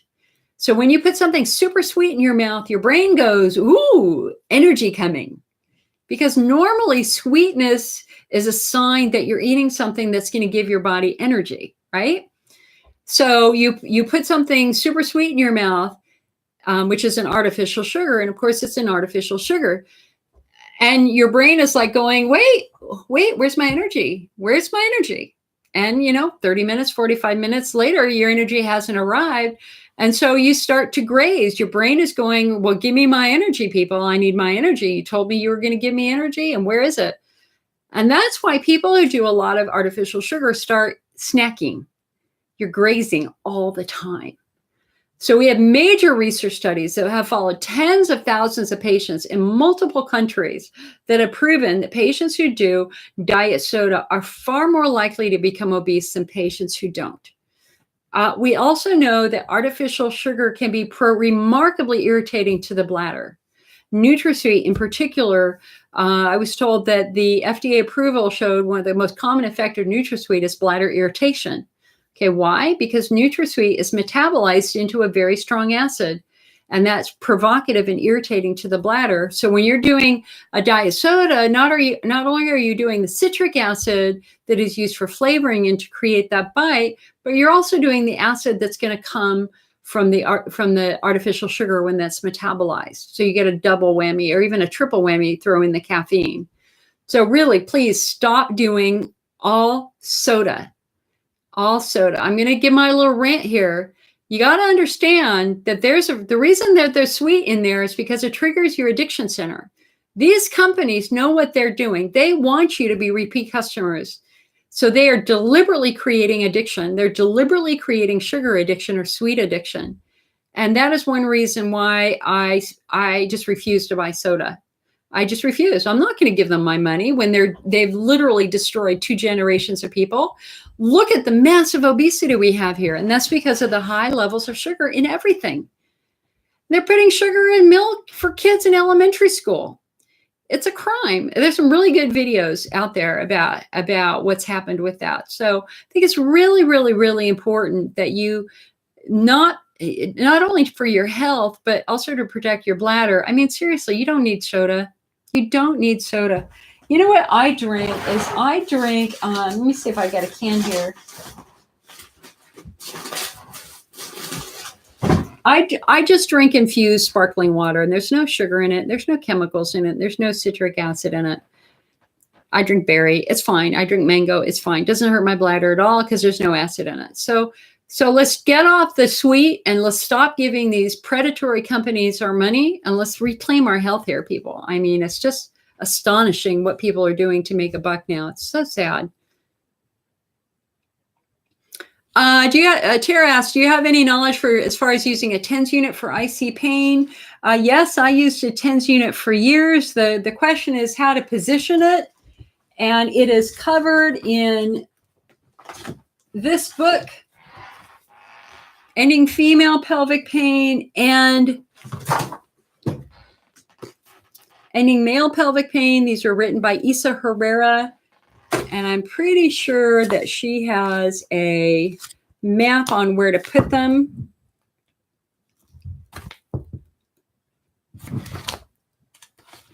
Let's see. I have a TENS unit in my bedroom right now, as a matter of fact. Yeah.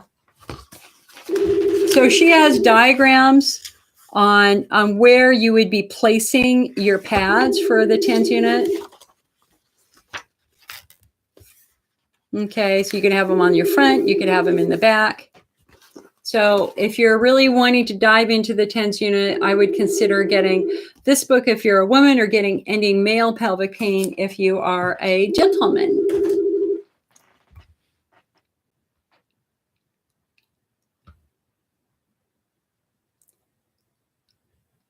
Jennifer says, how do you know if your muscles are not as strong as they should be and your bladder has dropped because I leak all day for no reason, worse at night? Well, girl, if you leak all day, your muscles are weak. Either your muscles are weak or you've got your nerves are not properly functioning. But the odds are it's at that's direct evidence. If you're leaking, your muscles are weak. So you need to go have a pelvic floor assessment and get yourself into physical therapy to see if they can figure out which muscle is the issue and begin a strengthening program for you. You know, so there's like 2 different scenarios. Scenario number 1 is if your muscles are weak, you're gonna struggle with incontinence. If your muscles are tight, you're gonna have exactly the opposite problem. It's gonna be hard to let urine out. Weak muscles don't generally cause pain unless you have a prolapse. If you have a prolapse and your bladder is kind of flipping over, it might be bended, it might be torqued, it might be falling out this way. So you can have pain from prolapses in a different way.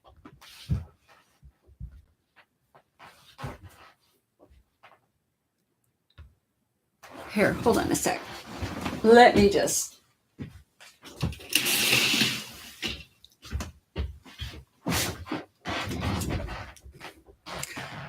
The sun is very weird right now. I don't know what is going on here. All right. There we go. That's a little better. All right. Susan says, could you have type 1 and type 3? Absolutely. Absolutely. Seriously, if you've got Hunter's lesions that are so painful, you are absolutely going to have pelvic floor dysfunction. We call that the guarding reflex. Whenever you're in pain, your body tries to protect you. And the way it tries to protect you is by tightening muscles. So, so patients get stuck in what I call the chicken versus the egg dilemma. Which comes first, the chicken or the egg? And for us, it's which comes first, the bladder or the pelvic floor? If it's coming from your bladder's primary, and because your bladder's screaming from Hunter's lesions or a chemical burn or something like that, or an infection, your pelvic floor muscles are going to get tight to protect you. But the opposite can happen. For some people, it begins with a muscle injury. And so here's their bladder, here's their muscles. All of a sudden, their muscles start clenching. And when their muscles start clenching, the bladder becomes impacted, like I explained before. So in all odds, they are both involved to some degree. Well, your job is to try to figure out which is primary and which is secondary. And for you, if you've got Hunner's lesions, your Hunner's lesion primary, and that Hunner's lesions need to be treated. Hunner's lesions are treated.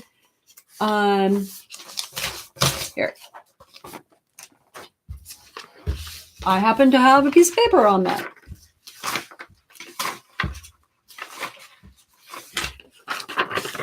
Hunner's lesions are treated either with fulguration or laser therapy, or a steroid injection, or Lyris, the lidocaine pretzel. So it's time to go back and get that treated.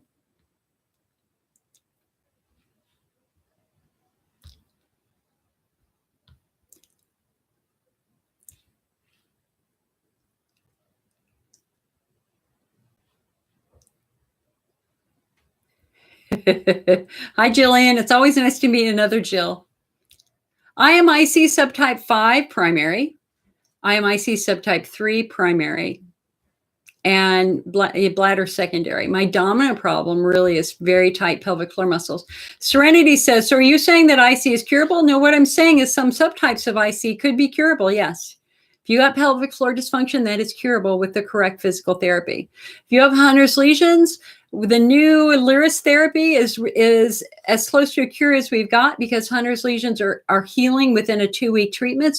So is that a long-term cure? We don't know yet, but is it a short-term treatment that is making the lesions go away? Yeah, for many people it is. So again, you have to be more specific. You just can't say, is IC curable? You have to say, which part of IC? Okay, so IC subtype 3 pelvic floor dysfunction, Chris Payne argues, is curable.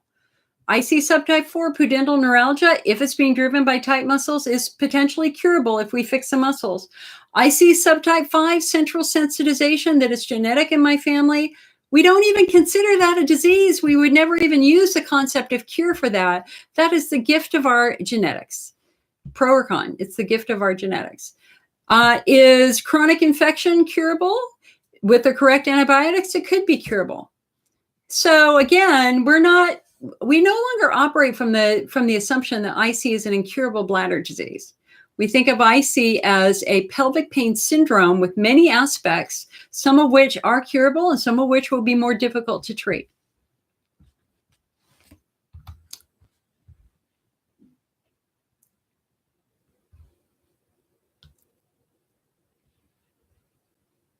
You know, JJ, I will tell you that when Chris Payne proposed his subtypes 4 years ago, he was really the first to really talk about the use of the word cure and how unfair it is to patients to tell them that it is incurable when in fact variants of IC are treatable and potentially curable. And when you actually spend time with IC patients, you're going to see IC patients who have been symptom-free for decades. And if we ponder the concept of injury, that can kind of explain why things recur. So there are some patients who had symptoms in their 30s, they went away, they were symptom-free for 20 years, and then bam, they came up out of the blue. They came back out of the blue. And if we consider IC for some people as more of an injury mechanism, the answer is injuries can happen again. And think about a pelvic floor flare. When you flare, when you're taking a long car ride, when you flare, when you have sex, that is a pelvic floor flare. Okay, so injuries happen. But also for patients whose symptoms begin again in menopause, we're going to look also at estrogen-induced mucosal atrophy, also known as the genitourinary syndrome of menopause, GSM.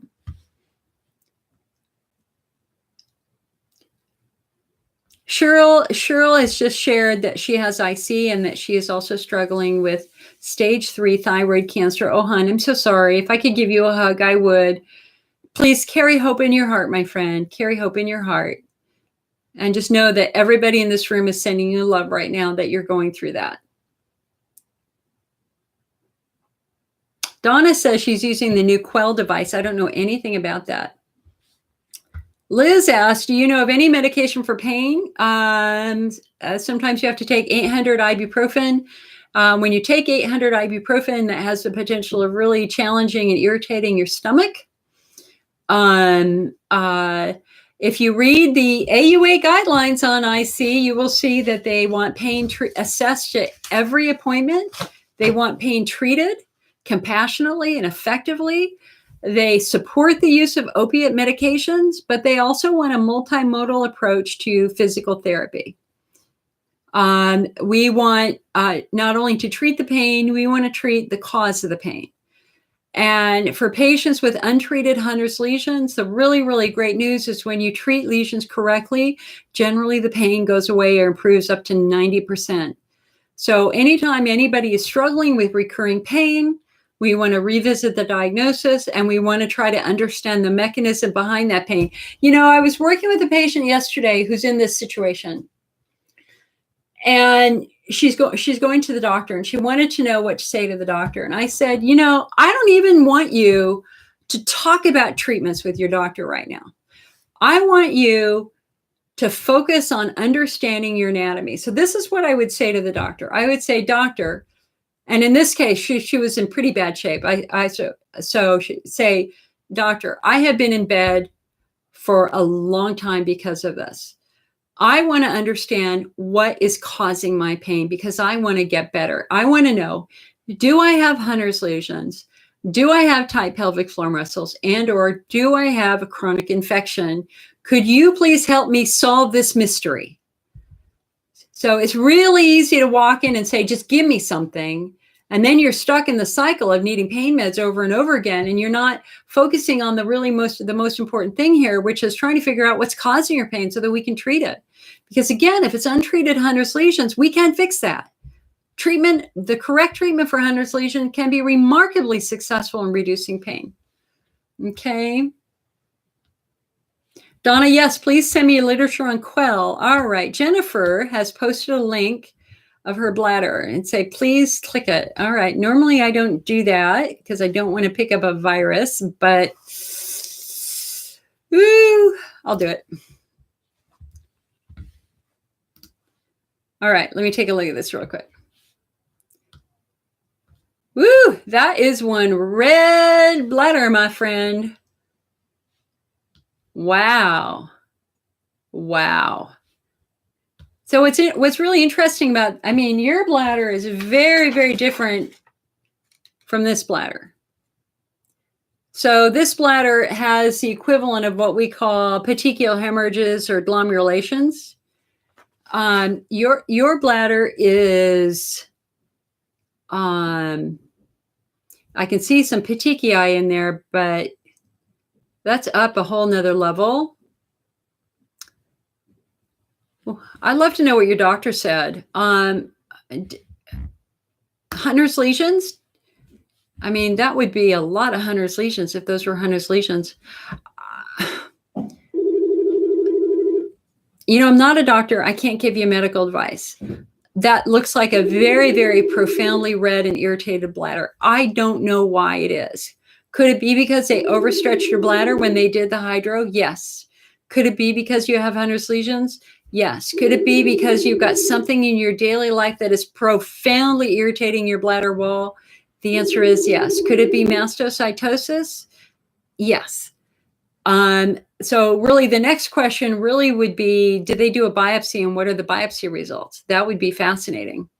Catherine asks, how much water should an IC person drink? Just be normal, 6 to 8 glasses of water a day. Your urine should be a pale, clear yellow. If it's a dark yellow or orange or brown, you're dehydrated. Therefore, your urine is more concentrated and irritating to your bladder.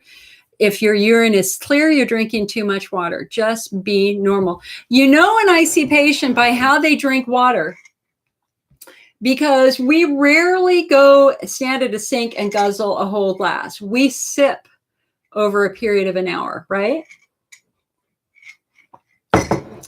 We kind of learn that early on, that if you drink a big bottle of water at one time, it's like the equivalent of giving yourself a hydrodistension. And it can be very, very uncomfortable. So doing little sips all day and working your way through 6 of these or 5 of these would be reasonable.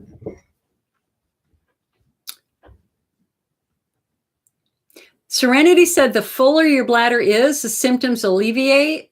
Not usually. It's usually the opposite. The fuller your bladder is, the symptoms get worse. I don't understand why having a full bladder would make you feel better unless it's some sort of mechanical thing.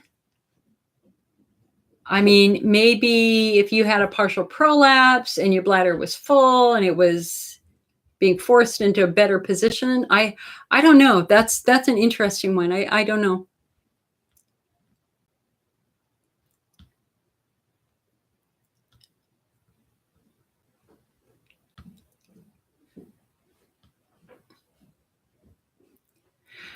Victoria asked if there are doctors that are using the subtyping system.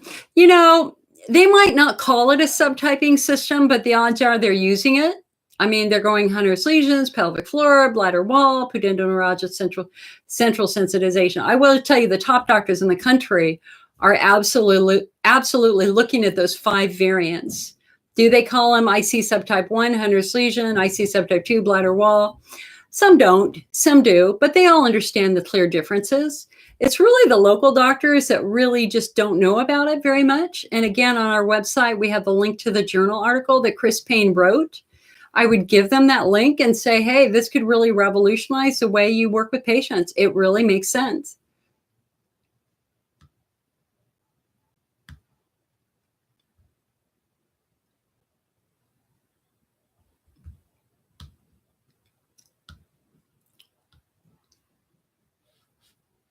I'm just going through your questions here. Is it normal to feel more thirsty the more water I drink? I have no idea. That's a good question for your doctor. That's ringing a bell for me, but I just don't remember contact. So I would definitely tell your doctor that and see what your doctor has to say.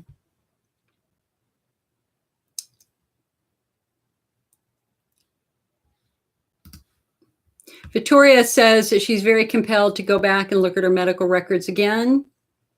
Yeah, I think it's really good to go back. Do you know that we have some patients who have spent a decade on antibiotics only to discover after the fact they never, ever had a single positive urine culture for bacteria? That was a research study that found that, by the way. That wasn't me. That was a research study. You know, it's very easy for a doctor and a patient to assume it's an infection and just throw antibiotics at you. And if this happens routinely and you're testing negative, it's time to take it to the next step and try to figure it out. And I just want to say too, remember, we have our 6-step treatment protocol. So we have treatments arranged with respect to the risk of adverse events. We got step 1, which is self-help. Step 2, physical therapy, oral medications, bladder installations. Step 3, Hunter's lesion treatment. Step 4, neuromodulation, Botox. Step 5, cyclosporin. Step 6, surgery. So we don't want you to do surgery until you've done the easy stuff. We don't want you to do Botox until you've done the easy stuff. And step 1 are all the basics. Seriously, if you're not doing step 1, you're foolish. You're foolish. So what's in step 1? Drinking plenty of water, modifying your diet to reduce acid exposure if your bladder is sensitive. Number 3, supplements. Number 4, muscle relaxation. Number 5, acupuncture. There's still a few more in there. But you'd be amazed the number of people who spend thousands of dollars doing treatment and they never do this. And of course, no treatment can work if you're drinking a pot of coffee a day. It is physiologically impossible for the bladder to repair itself or Hunter's lesion to even make some progress if you're bathing it in acid all day. So please look at the treatment guidelines. All right. They're on our website. I have a video on it. There's lots of information on that. Sherry says, sparkling water has no acid. Sparkling water does not have any extra acid added for flavoring. It might have a little bit of carbonic acid in it, but in terms of acids, it's very, very low. I also do my sparkling water on ice and I dilute it anyway. Cassandra asks, can you talk about prolapse in IC, please? Just diagnosed, referred to a new specialist as a non-surgical candidate with posterior and anterior prolapses as well as a rectocele. So again, let me make a drawing. Let me try to draw this out. Let's see. How would let me think about how I would do this. Okay.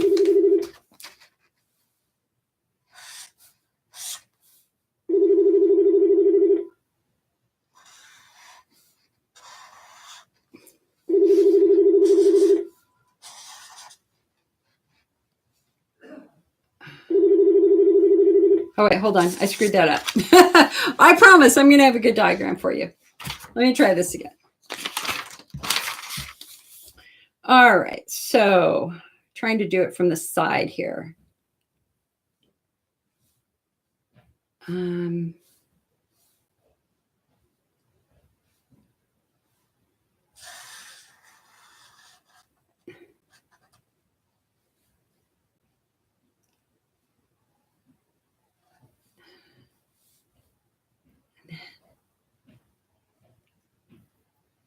Kind of tricky trying to do it from doing a side view. I gotta say right now. And then we've got the bladder. All right, and then we have the bowel. All right. Okay. Boy, I tell you, I'm no art student.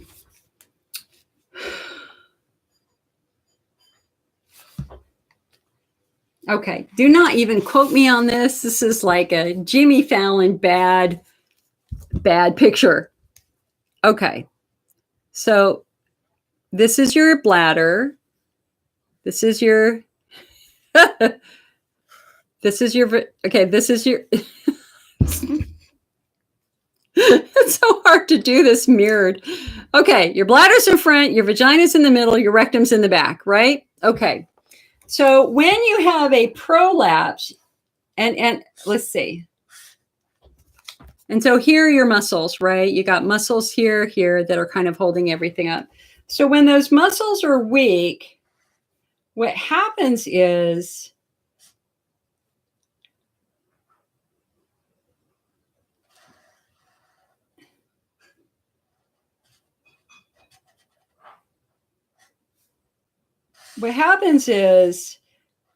things start to fall. And with the rectocele, sometimes it's like a pouch like that. Okay. So when your muscles cannot support you anymore, what happens is things start to drop. And things also can start to fold over. So sometimes you can end up with your bladder falling over horizontally. And when it's falling over horizontally, it can't drain, right? And with the vagina, it can just literally, you can get a bulge and it can fall right through your vaginal opening. And with the rectocele, what happens is you can get a pocket. I even have a little tiny pocket myself. So stool can collect there instead of coming out, and you have to push on it to get it to come out. So again, these are all, and again, I apologize for my writing. It's very hard to do it from the side. I would love to have more props to do it. What this means, hon, is that your muscles are so weak, your organs are not in the proper position, period. And they're starting to fall. And there comes a time when, you know, sometimes your muscles get so weak that they're not fixable with physical therapy, muscle work.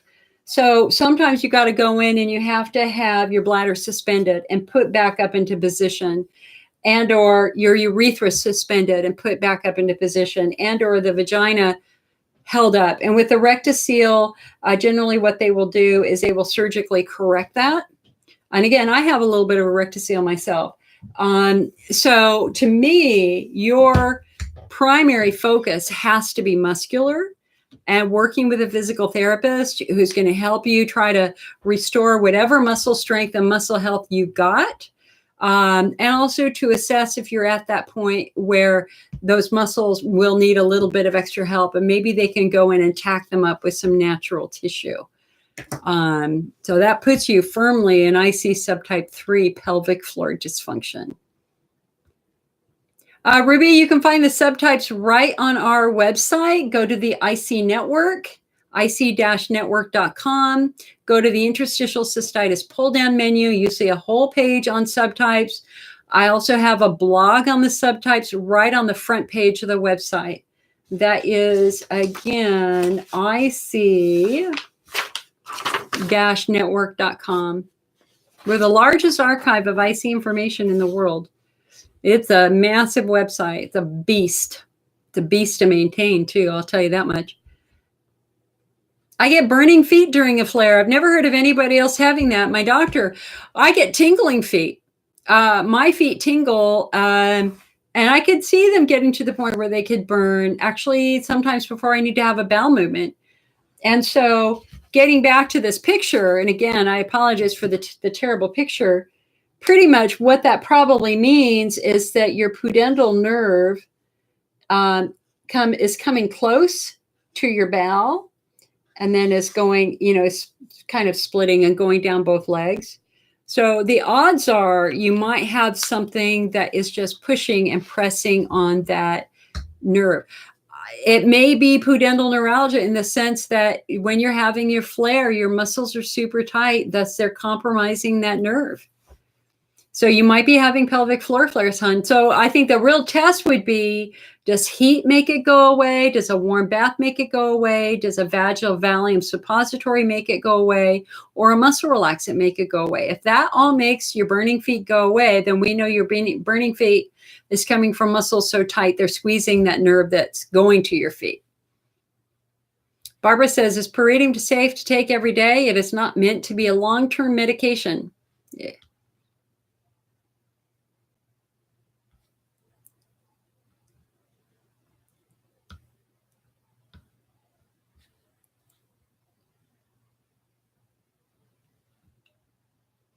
Guys, remember, you're always welcome to sign up for a coaching session. You're always welcome to give a phone call. If I'm available, I'm more than happy to talk with you. The challenge is sometimes I'm not available because I've got a whole bunch of coachings to do first.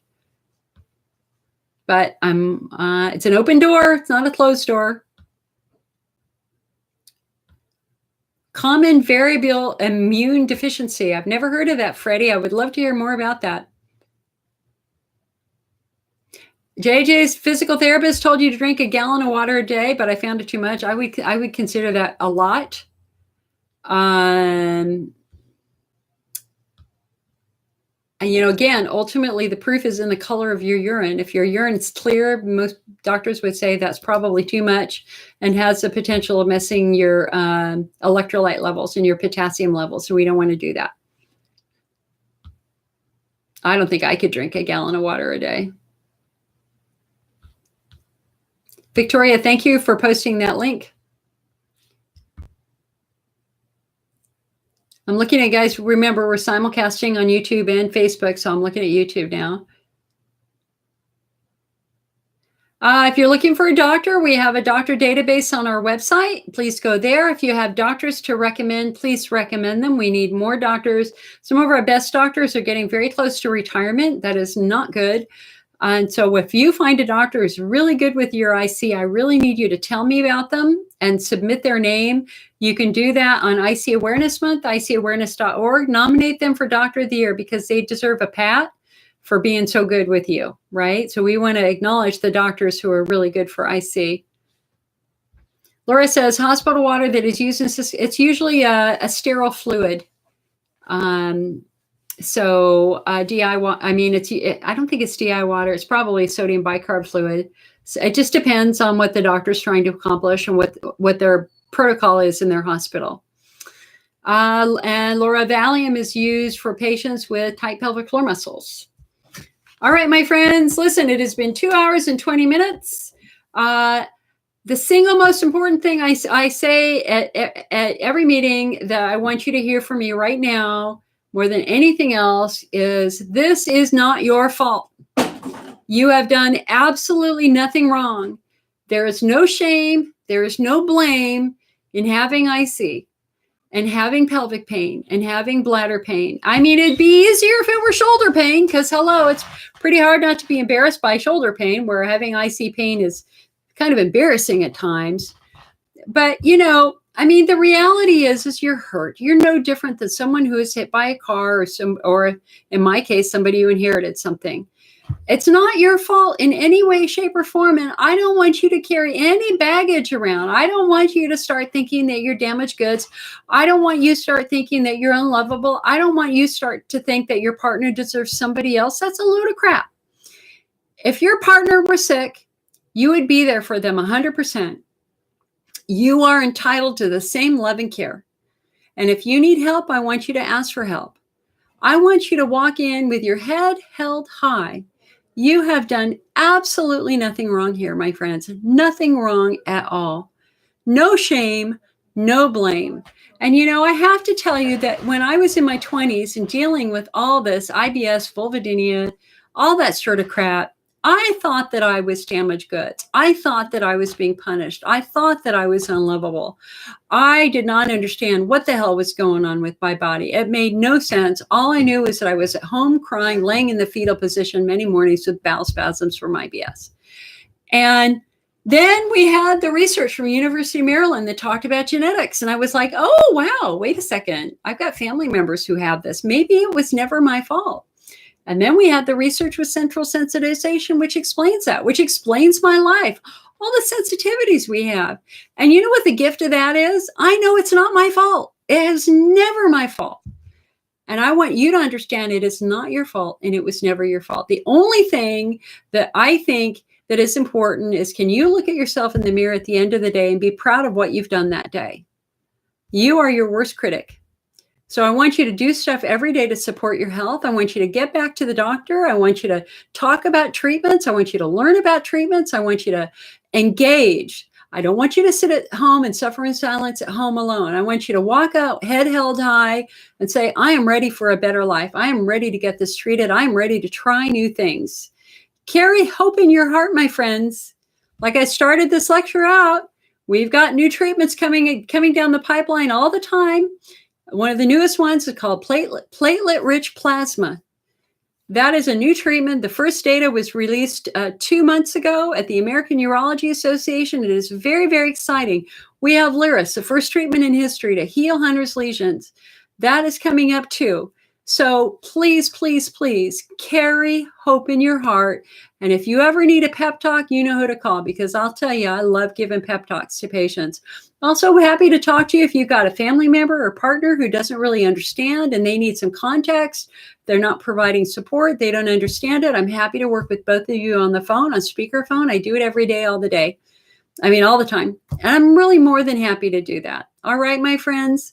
Okay, if you found this conversation helpful and the support group helpful, please, please become a subscriber to the IC Network, because that is indeed what pays for it. We have members who get our magazine, the IC Optimist. You can get that quarterly, and that you will have all sorts of other good fun things you will be able to download from our member area, like our fact sheets and our medical records kit and back issues of our magazine. Lots of other things like that. And so please come on over to our website. And again, if you found this helpful, please become a member. I imagine some of you have heard things that you in this chat you've never heard. And everything in this chat that I've been talking about, we've known for years. I've been talking about subtyping for a decade now. This is not new. This is old stuff. And if you were a member and you got our magazine, you would know that. Okay? Whew. All right, 2 hours and 23 minutes. We did it. All right, I got phone calls to return. So I'm going to say good day. I want you to have a wonderful day today. And thank you so much for coming. I wish you well.